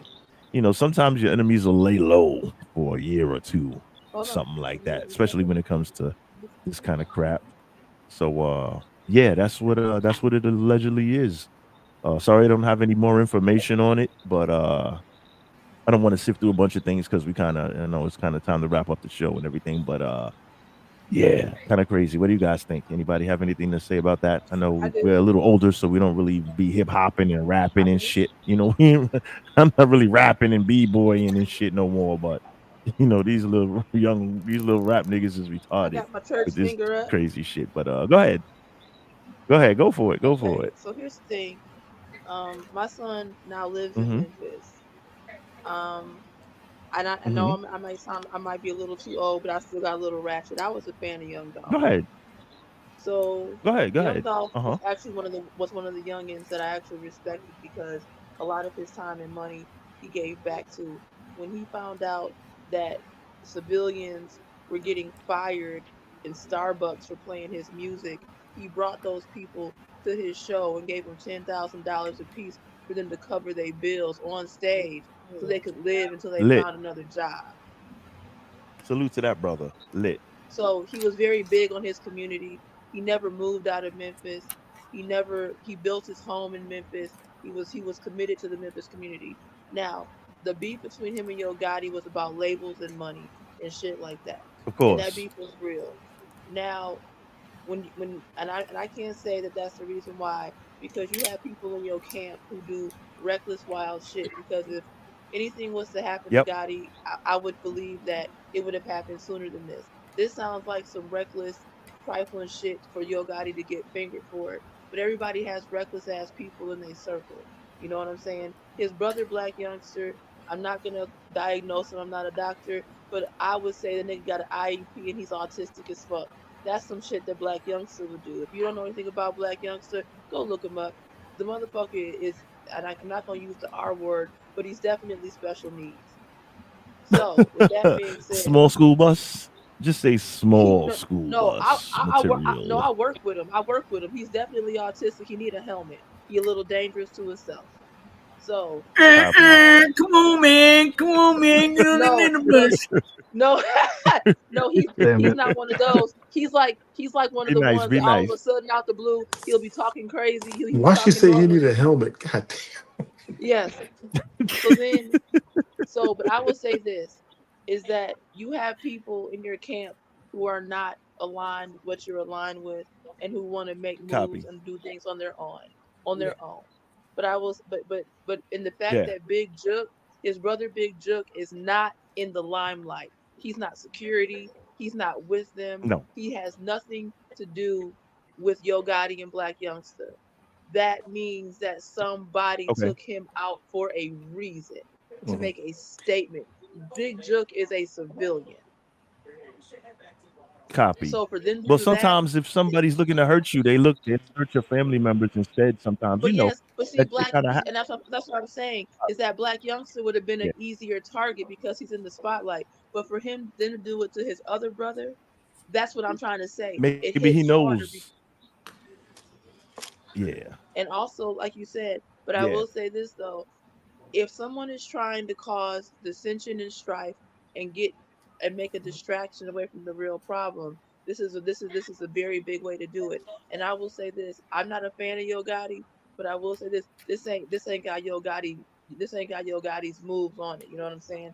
This is some shit to put Yo Gotti. Nah, I don't think he would kill his own people. This is probably some revenge for because remember the people. I'm I sorry. guess the people that are affiliated with the other. I didn't mean Yo Gotti. I'm saying this is to put some maybe sting not on Young Dolph's people. Yeah, that's what I meant to say on Young Dolph's people.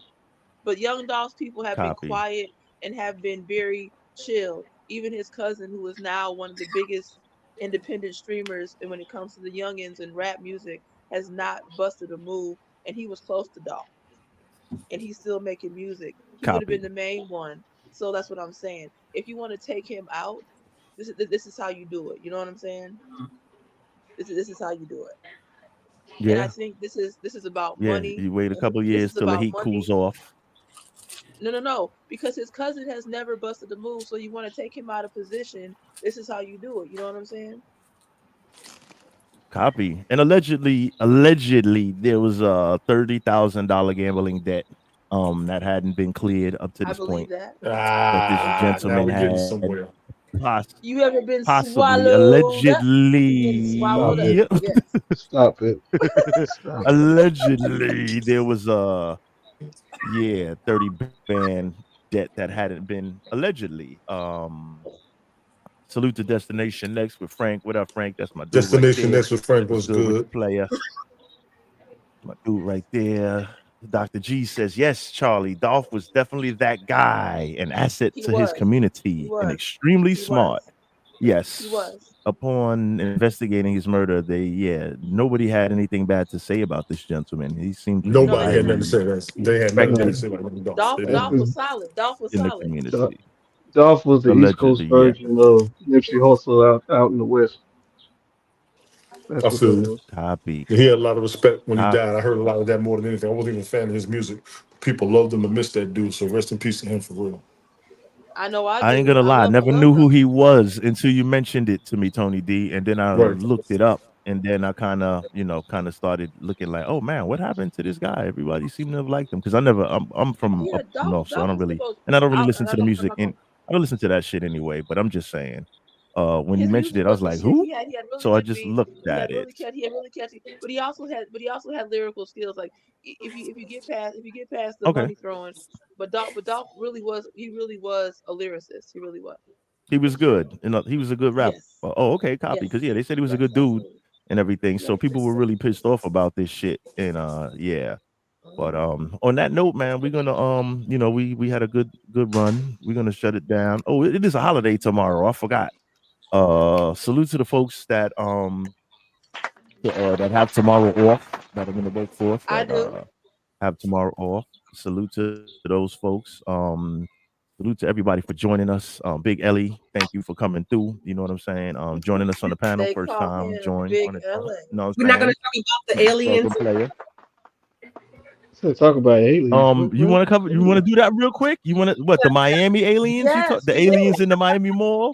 All right, let's rock then. Fuck it. I mean, if y'all up, we up. Let's rock out then. All right, let's talk about this shit. Let's peep that. Let's not all right, for those that don't know, hold on. Let me try to pull this shit up real quick. I'm sorry, hold on, because we on. No, it's no good. I'm not in no hurry. Look, I'm not. We on overtime. That shit will blow me fucking overhead. You don't. Hold on. Let's try to. Hold on.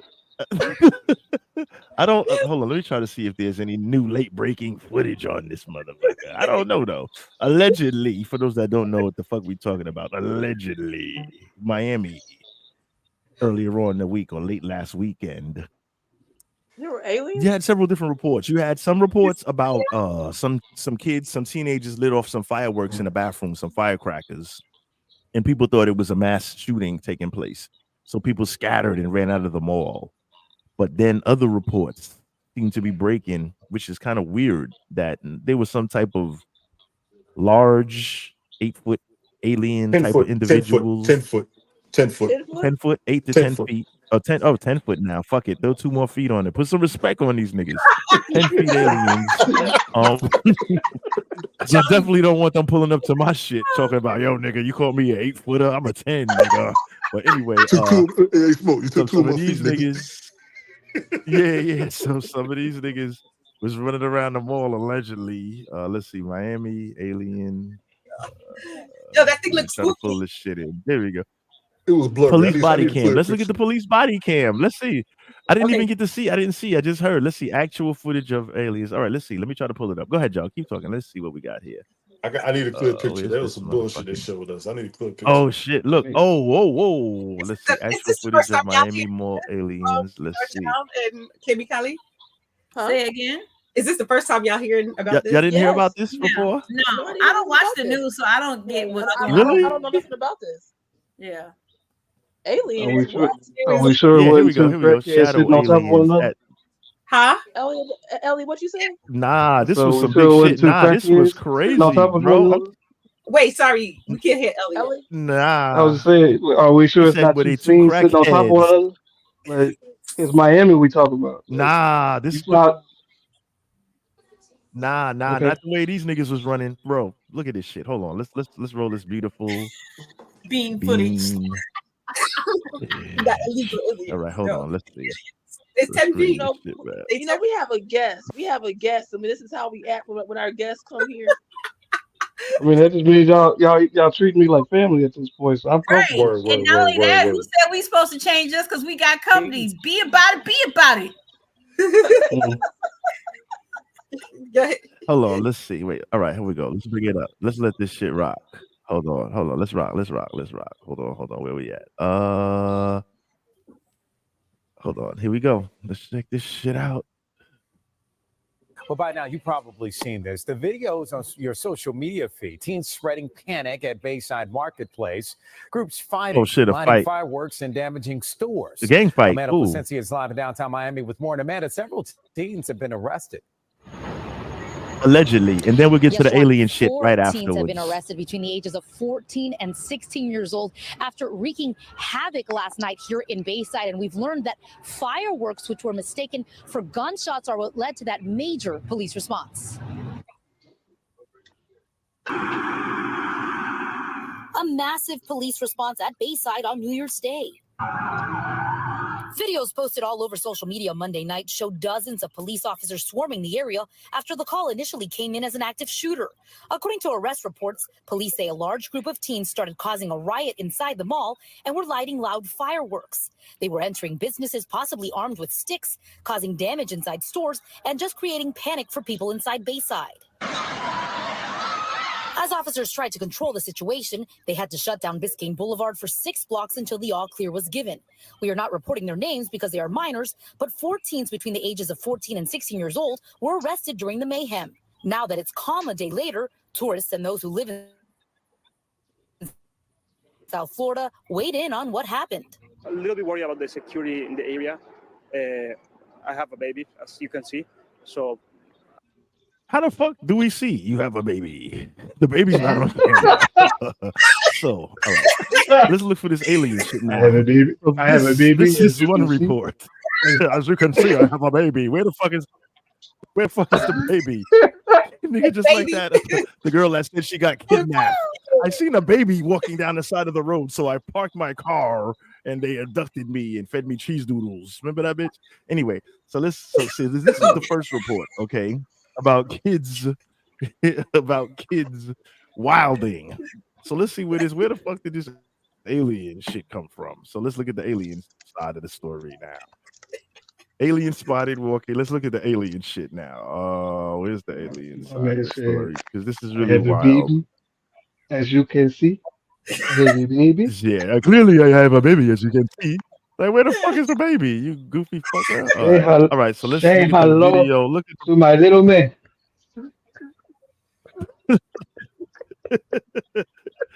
So let's look at the footage now. All right, so hold on. What's this right here? This is Miami Aliens police body cam. What was this cap? Let's get to the bottom. That's what you need to see right there. Because they did the little game fight story. We're gonna skim through this and try to look for the juicy part. This Miami Mall alien situation starting to get out of hand. Go ahead, Tony D. What was you saying? Go ahead. The first story that came out was a bunch of police went down there and they never said why. In the first what? Say that again, brother. The very first story that I saw was a bunch of police went down to some area in Miami. They didn't say why. Mm-hmm. The next story was it was a fight, a whole bunch of kids. They would think it was a gang fight. Just because you got a bunch of kids don't mean it's a gang. Y'all stop that bullshit on the news, for real. Kids rolling crews, they rolling cliques. They're not necessarily gangs. Everybody ain't got colors. Stop that bullshit. Then the third story came out with the aliens and the pictures. I want y'all to look at these pictures pretty carefully. Smoke, you're going to be pulling up a lot of videos. Just check them out as much as you can. And honestly, you got to find the one where it showed them. Yeah, you want to see them. Go ahead. That's all I wanted to say, though. Go ahead, roll, bro.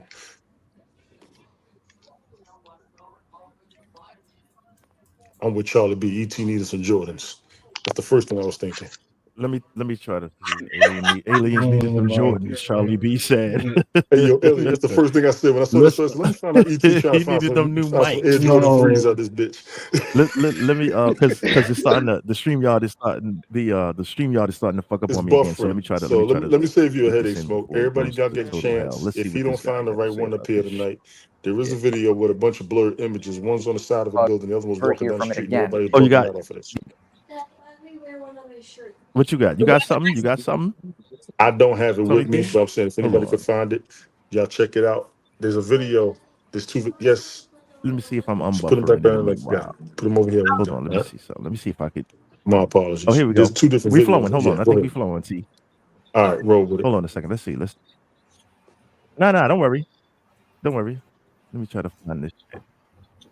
I'm trying to look for this footage. CCTV footage that they want to drop from that night, just to kind of calm this mass hysteria down. And then you want to tell us that the only footage available is from a select number of people out of the massive amount of people that were there that night. Yeah, And the where are footage those that cell is phone videos? available is That is shaky, one blurry, question I want grainy. to know. Where were the cell phone videos? You can't really see anything. It's 2024, ladies and gentlemen. The police state. What the fuck are you talking about? I'm skipping around because I'm looking for We want to see some fucking real information here. If you see, I just picked Man, these up ET randomly. You needs know, some 50 people will Jordans, cover bro. it. So I just picked one. yeah, I can't wait Let's for see y'all what to this because it did. Look Hey, yo, Elliot, I'm for real. ET was trying to find him some Jordans. He might have been buying some Shaqs. Everyone has one Oh, of these. bad, bro. iPhones, Androids, great cameras on them. Even if we were presented from this night, things aren't making sense. Then we'll get into the amount of police that were dispatched that night. There were about 75 to 100 police cruisers. I want to also mention that the police stated that it was teens fighting. I want to see. Where's some so-called body cam footage? I think that was clickbait. There's no fucking body. You're going to find a drone. Look for a drone video, Ace. Look for a drone video. There's a drone footage of the area. Fireworks. What I Right? see. If that is in question, then why were there Drone no footage? fire trucks? Why Yeah, are drone safety footage. measures taken? Right? If it's fireworks, you're going to assume things along those lines, right? But no, just Go ahead. 75 to 100 police cruisers. Yeah, there was no There are ambulances. too many red flags. There was no I just ambulance. If listened it's to mass a shooting, police you statement. figure be a lot of And EMTs out there, right? he said this. You thought So that's I what can it was? confirm to you all here today, right now, that there are no aliens in Miami in Bayside Marketplace at the moment. At the moment? At the moment. What do At you the mean at the moment? moment? See, things like this. They finished. This is what They got their shit already and blasted off. Yeah, they finished shopping. Remember, they don't take long to shop. They're not too picky about what they wear. They don't take long to get home either. Listen, Say that for another listen. That cop At said the we in moment, those Miami. I niggas were see in all and out in types a of aliens second. Like, every they didn't day. take too long. So at the moment they gone. Most of the aliens are in Texas. Half of them are in New York now. That's another story. They've always been in New York, but I would think aliens would think Earth is ghetto. Wait, let me just wait. Hold on. Let me just try to see. Yeah, but let me just see if we can see. drives people crazy with these types of situations. Now, I don't want to be that guy that sits there with his tinfoil hat and starts just, He had the hat already made, so he had already assumed. assuming the Charlie be worst and outside. starts There goes Booster. conspiring about aliens and this and that. But there are a lot of red flags here that are definitely being ignored. And once again, is just kind of driving people in this craze. So I want to cover some more topics on this. I've been go back to that police statement really quick. And I want to play the full thing for you. So listen to this, and then I'm going to chime in. All right, guys. So just to address a few clips that are going viral on social media right now. First, our response to that big incident in Bayside Marketplace. What happened was there was about 50 or more juveniles that were shooting fireworks at people. There was also some looting going on. So officers that were on that scene Why are they using that music? were having a little bit of trouble containing it. So they called what is. Do you hear the? It got to be the ET music. No, like, come on, yo. Like, really? This is what we I doing would play now? the X-Files. I would have played the X-Files. Trust me, when y'all see that one alien, y'all gonna see that one alien on the side of the mall. I call that motherfucker Chris Brown. He like Chris Brown in that wall-to-wall video. He was scaling that. No, Shut not. the fuck up, Tony. Oh, no. Oh shit! They keep coming at me wall to wall.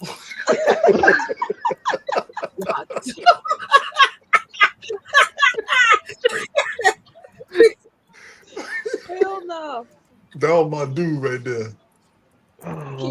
Kimi Kali, Melanie's Alizé. Why is your face looking like that? Nah, it's too late, Sister Soldier. It's too late for that. No, see, I called her by her whole government. She wasn't ready for that. I'm sorry, I shouldn't have did V12, that. I was what's not good? ready for all of that. Dang. Why you gotta What's call me good? on that? V12, Charlotte B outside, Frida Gillespie. You gonna get your sister abducted now. Now they Destination know her next whole for name. free with Frank. All of y'all, man. Appreciate everybody coming through. Y'all gotta forgive the mishaps we having tonight, but we still cutting the food. We still having it on. You know what I'm saying? Y'all check the aliens out. All is We've been having well. this. All is well. All is well. All is well. The damn the fucking the system was jammed up. You good, man? I Yeah, already knew. we had a little technical, but we good. Kimi, we know your hair is cute, girl. We see your hair is cute. We know it's cute. And I can't, and I'm still jammed up. So I see it. I see it. I see it. I'm jammed up back here once again. So T Roney, you're gonna have to wrap it up for me. T Roney. Sorry, I'm fine. Oh, she found the video. Okay, she looking for the video. Ace, just so you know, bro. They keep coming to me. Wow. Oh, okay, cool. Because I'm still yeah, I'm still kind of in the we fucked up zone right here. You know what I'm saying? I'm kind of jammed up back here. Still. Well, I know Ace World. That Nah, this shit keep flashing on and off. Well, Ace I'm watching World, the story and the whole shit along, and I'm like, yeah. What about that right there? And I'm like, hello, is anybody with me? Yeah, it's the government trying to shut you down, brother. I found all I found was a video. Yeah, shut me down. Yeah.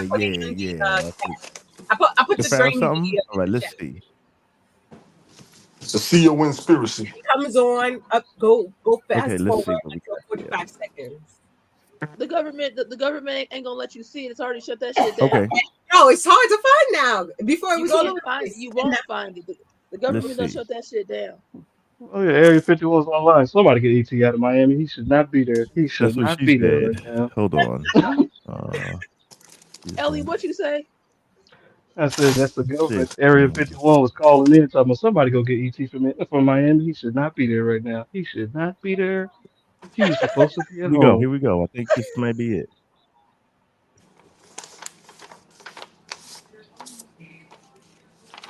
They keep coming to me. Wow, too long. Tony D, shut the fuck up. I like that video. There we go. That was it. That was it. Uh-oh. That was it. They say juveniles were also setting off fireworks, causing chaos. So now people are posting online What the fuck saying is that that? police weren't there to handle a group That of big rowdy giant teens, but shit rather right there. 8 to 10 What is feet this? tall, shadowy Not a aliens. person. Conspiracy theories this are shit. saying a big creature could be seen Bigfoot. standing in front of the entrance to the shopping area, Bayside. Today, the phrases Miami Mall and aliens of Miami have been among the top 10 searches Holy on Twitter's shit. trending I didn't see tab. that. Twitter, of course, now called What the X. fuck is that? And Google News even Bigfoot. has several reports questioning That the shit is event. huge. So we reached That's what out she to the said. Miami Police Department. They issued a statement saying in part, quote, there were no aliens, UFOs, or ETs. No airports were closed. No. What was you saying, y'all? Go ahead. I was saying, look how all the police cars are facing in this direction. Yes. They know what the fuck that is. Power outages. Let's Big spin it back. creature Let's spin could it be back. seen standing in front of the entrance to the shopping area, Bayside. Today, Yeah, they trying to the flash the lights phrases on that Miami nigga. Mall and aliens of Miami have been among the top 10 All the searches cars are on facing. Twitter's trending tab. Twitter, of course, now called X. And Google News even has several reports What the fuck questioning is the that? event. So we reached out to the Miami Police Department. They issued a statement saying in part, quote, there were no aliens. Men in Where the Black is video of real. Chris That's Brown at? I'm trying to UFOs find Chris or Brown. ETs. Let's No run that shit back one more Creature time. We're gonna could spin this one more be time for the airports road, all right? causing We're gonna chaos. spin this one more Juveniles were time. also setting off fireworks, causing chaos. So now people are posting online saying that police weren't there to handle a group of rowdy teens, but rather 8 to 10 feet tall, shadowy aliens. Conspiracy theories They say are those were saying people a and those were big just creature shadows could be being given seen off by the standing in angle of front the of the lights entrance from the to cars. the shopping area, Bayside. I Today, know you the fucking phrases Miami Mall and aliens of Miami have been among the top 10 searches on Twitter's trending tab. Twitter, of course, now called X. And Google News even has several reports questioning the event. Now, do these look like just people just walking around? This shit too blurry Hell to me. no. What does Fuck this look that. like here? This Like shit some too shit blurry to that's me. this looks like some Men in Black shit in real life. We They need ain't show my boy in the building. Where my man on the side of the I'm building? gonna send you a better link with a better, clearer. That's going to be the main video, T-Ronnie. Save your headache. That's going to be the main video. These shots right here are the main shots they're going to show. Even with O'Boy on the wall, there's on the side of the building. It might still be in this video if Smoke lets it play, but you may not find anything else better than this right here. That's exactly what everything looks like. Put the link in the chat. I put the link in the chat. It's Let me see. Let me try the next one. Let's see. Hold on. Go halfway in the video. All right. Let's see. So I'll close this one. Let's open this next one. All right. Let's see, because this shit is struggling like a motherfucker right now. The StreamYard is struggling. The Dallas Cowboying out this motherfucker. Struggling. Oh, man. Still had to take a second to throw a little more shade on the Cowboys. I feel you, Kimi Kali. It's cold in a bitch out this motherfucker. I swear to God. It's like I get cold, I get hot, I get cold, I get hot. This is that. This is that menopause shit. Maybe it is going to be all fucked up. It was only snowing for a little while today over here. According to who? Weather wasn't even that bad, man. I don't know why we smoke. It's been snowing for like ever. Okay. Wow. Yeah. We don't have no snow. It's just for y'all, yeah. But I'm talking about over here. Wait, hold on. Do you see me right now? Hold on. Let me bring it up. Here we go again. My landlord ain't coming to plastic my windows till tomorrow. Oh man, no, I did that already. October. No, he has to come do it because of the material that man, my it's not walls. showing. God damn it! It's wow. Fireworks. So now people are posting online saying that police weren't there to handle a group of rowdy teens, but rather 8 to 10 feet shadowy aliens. Conspiracy theories are saying a big creature could be seen standing in front of the entrance to the shopping area. Bayside today, the phrases Miami Mall and aliens of Miami have been among the top 10 searches on Twitter's trending tab. Twitter, of course, now called X. And Google News even has several reports questioning the event. So we reached out to the Miami Police Department. They issued a statement saying in part, quote, there were no aliens, UFOs, or ETs. No airports were closed, no power outages. Facepalm emoji was included in the statement. And to read up on the story that has gone viral, just head to our website at cbsmiami.com. Read all you want, but remember, no aliens. Okay, that's what CBS News says. It was a Twitter link. Read all you want, but no aliens. Yeah, it was a Twitter link.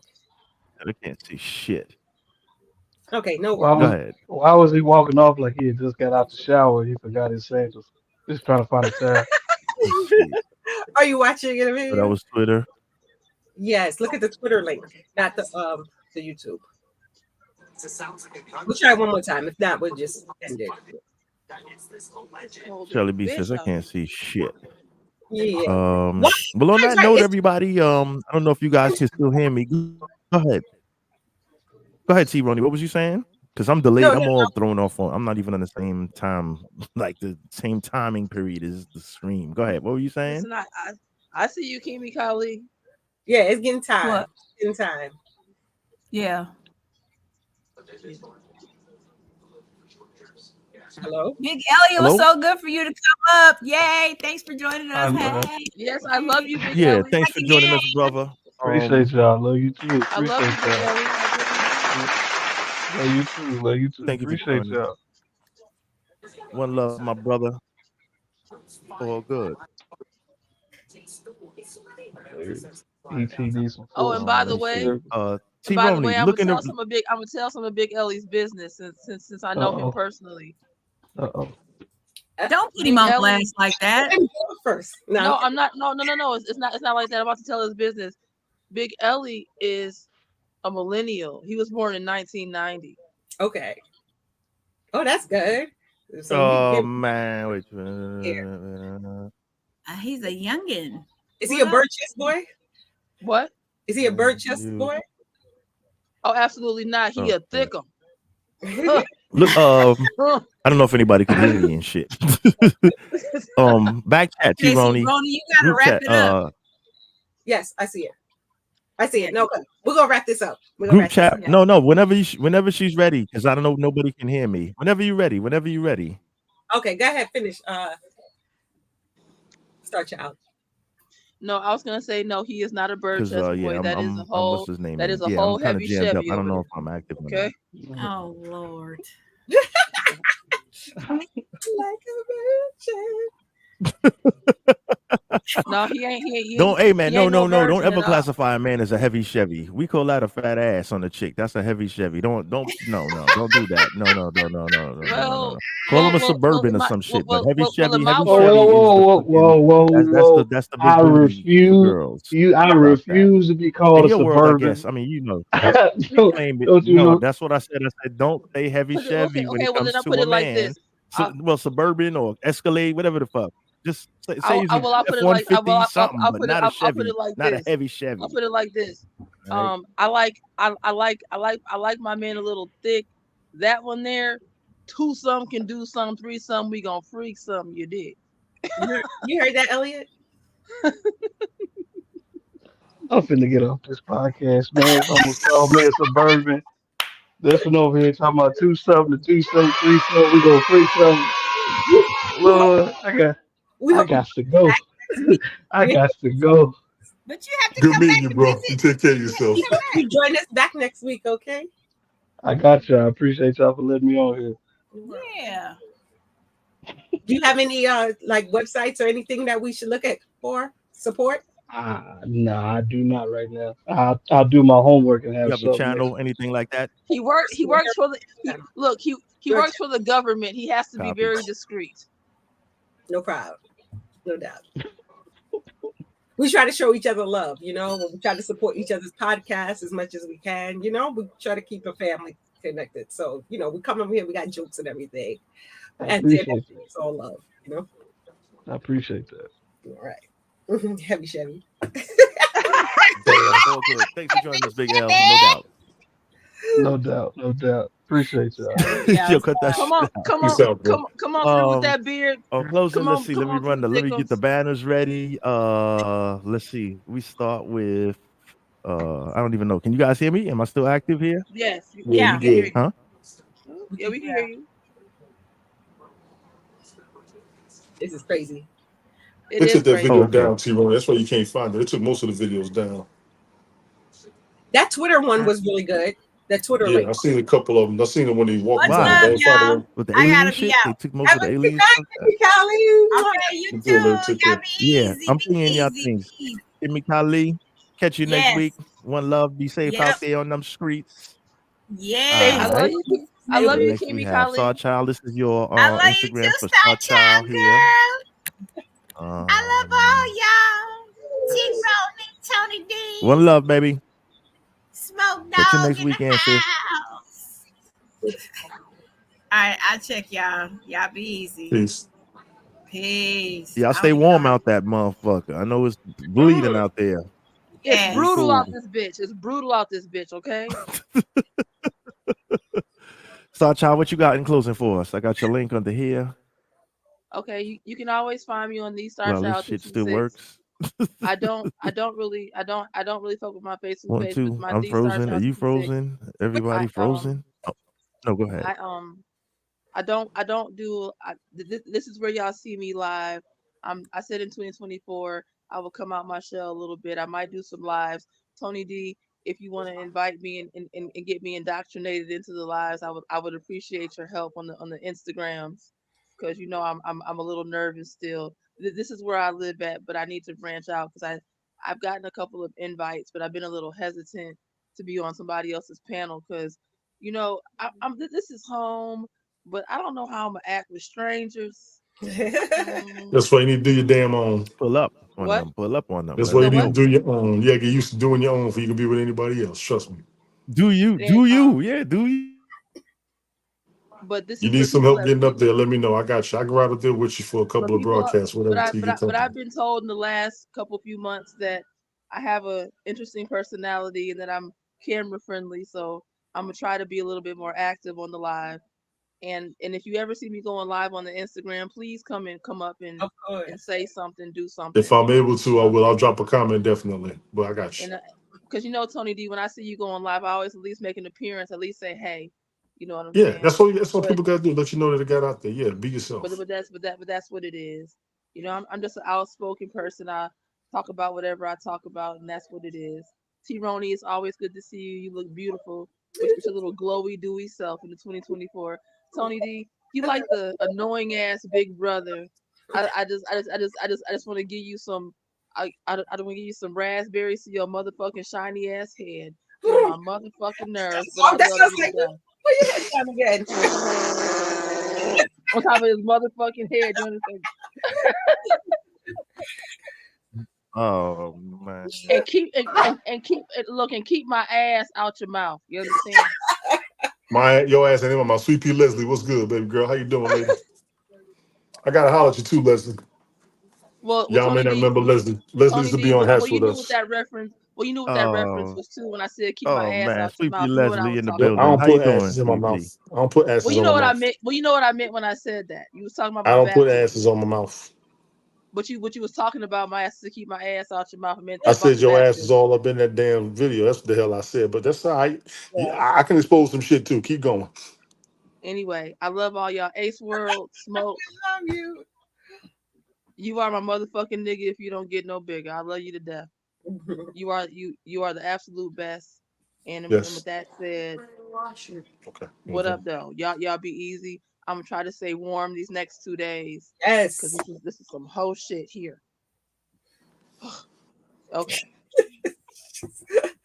You was the best. You was the best. Please. But I'm bundled the up and all best that. mess you Stay could in the ever have. crib. Yeah. But I'm the best mess Stay you in could the ever have, though, Tony D. You love me, though. You love me, though. A good mess just leave it in is there. better I'll get it than a afterwards, messy okay? mess. Put all your dirty clothes in there for me, okay? I'm not a messy mess. I'm the best kind of mess. You know what I'm saying? Just put them all in the wash machine. I get it. Sorry, And I I'm trying to think in get him straight too. 2024, Ace World and Tony D, we should call it recess. We should have Oh, a good. recess because we need to have a meet and greet or something. Because we all need to be in the same space at the same time. Because that would be some They amazing. ain't ready for that. We ain't gonna know how to act. We get around each other. They ain't ready for that. They ain't ready for that. No doubt. Because I'm drinking. We'll set that up. I'm drinking. We definitely I'm set that up. drinking too, and I'm drinking with you. I'm drinking. Me You too. saw the bottle. You saw the bottle last go around, right? I gotta let people know. I ain't fucking around this year. I'm coming with it. My name's right? Smoke. I'm smoking. What is that, Tony D? What is that? Read the bottle. Read the bottle. I can't see it. I'm golden apple. God damn. I'll be goddamn. Actually, I'm pretty shocked Ace World is in the country because he hibernates usually this time of year, right? So what do you think would be so bad if we were all in the same space at the same time, Tony D? We're cutting the fool. We're gonna talk all over each other. That's what's gonna happen. You think so? I know so. It just happened tonight. Oh man. I'm gonna be at the bar with the shorties. Appreciate the link tree. That's my link tree, y'all. Please follow the YouTube. Please follow the Twitter. Please follow the Twitch. Please follow the Rumble. Try to holler at your boy. I do my broadcast every now and then. Been doing a lot of fantasy football over the past few months. Gotta get back on my music broadcast game. I might do something the next. I gotta get up in a moment. Once I get them situated, I'm gonna see how the night's gonna go. I'm overdue a music marathon or some type of random music broadcast, a little bit of current events. Ace, I appreciate you as always. You already know what it is. It's been almost 3 years, dog. It's been almost 3 years. Me and Ted told me to hook you up. You've been letting me run with you, man. I appreciate you straight up. T-Roni, keep that hairdo. I'm only here for T-Roni's hairdo. That's my motto for 2024. I'm only here for the hairdo. I just got to see what she got next. Just so y'all know. This tonight might have been a little crazy, but damn it, we carried it. We You did the forgot damn about thing. me? I don't get no shout out, Tony D. I feel You so all blessed. covered up looking like Erica Oh, Badu good, yeah. and Jaguar right now. I'm just said saying. what? You look like Erica Badu and Jaguar right. I don't know who you are right now, but you need to go sleep before you freeze. Oh, Erica. No, I'm Erica Badu all day. Fuck Jaguar. Covered up. Badu Rizzo. Badu. Badu. Oh man. You know you love Let me, me throw Tony your D. link up there, T-Roni. This is the link for T-Roni. We showed you 2 years ago. You ain't got no more where's the questions. I already know T-Roni what at? it is. T-Roni right here. Thank everybody for joining us Here's the today. T-Roni. T-Roni, what you got? Oh my God. And you're talking right now. He's on the delay. That's what it is. Everybody's delayed. That's what I'm saying. Go ahead, y'all wrap this up. This shit been delayed as hell all night. Trust me. Go ahead. Everybody. I hear you. I think because I don't know half the time I'm in and out of the stream, so I'm you know. I got you. T-Roney, do your closing, and then I don't shut even. it down. T-Roney, do your closing for real. I'm closed. Okay, H, go ahead and shut it down. Y'all take care. Appreciate everybody being here. Y'all shut it down. That's it.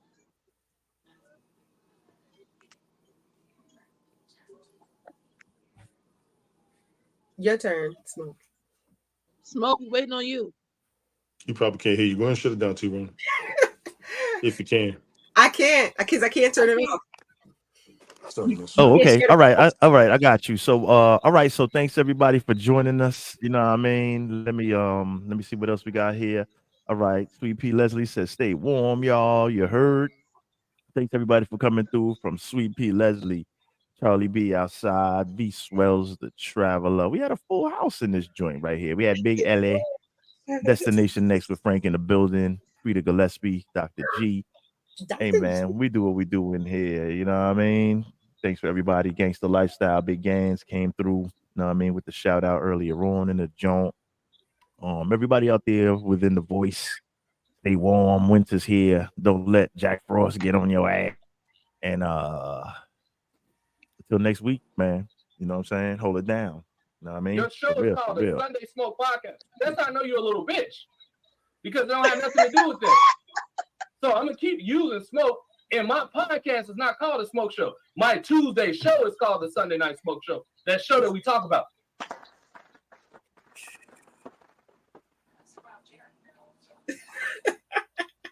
I'm gonna find Star Child. If you find a video for 1, 2 Sunday, is I know we're not too this thing is starting off and on all day, every day.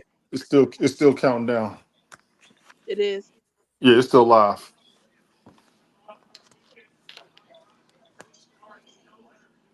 And trust me, y'all, this is everybody's internet. It ain't just his. It's About not just the his. what the StreamYard, aliens nothing. you talking It's all- about? The alien joint? Yeah, This shit won't even let me end. I can't stream now. I think you It won't guys even have let to me punch out broadcast. individually because it's not good. It's not letting. I think All it's right, all I'ma fucked catch up. y'all. Yeah, this shit is raggedy All as right. shit. Good All night. right, I don't peace, know. y'all. Yeah, punch out. Yeah, punch out individually on your screen, and I'll try to end this on mine. All right, y'all. One love, y'all. Be safe out there, man. Stay warm, be Peace, y'all. cozy, and all that other good ish. You heard? One love, y'all. Later.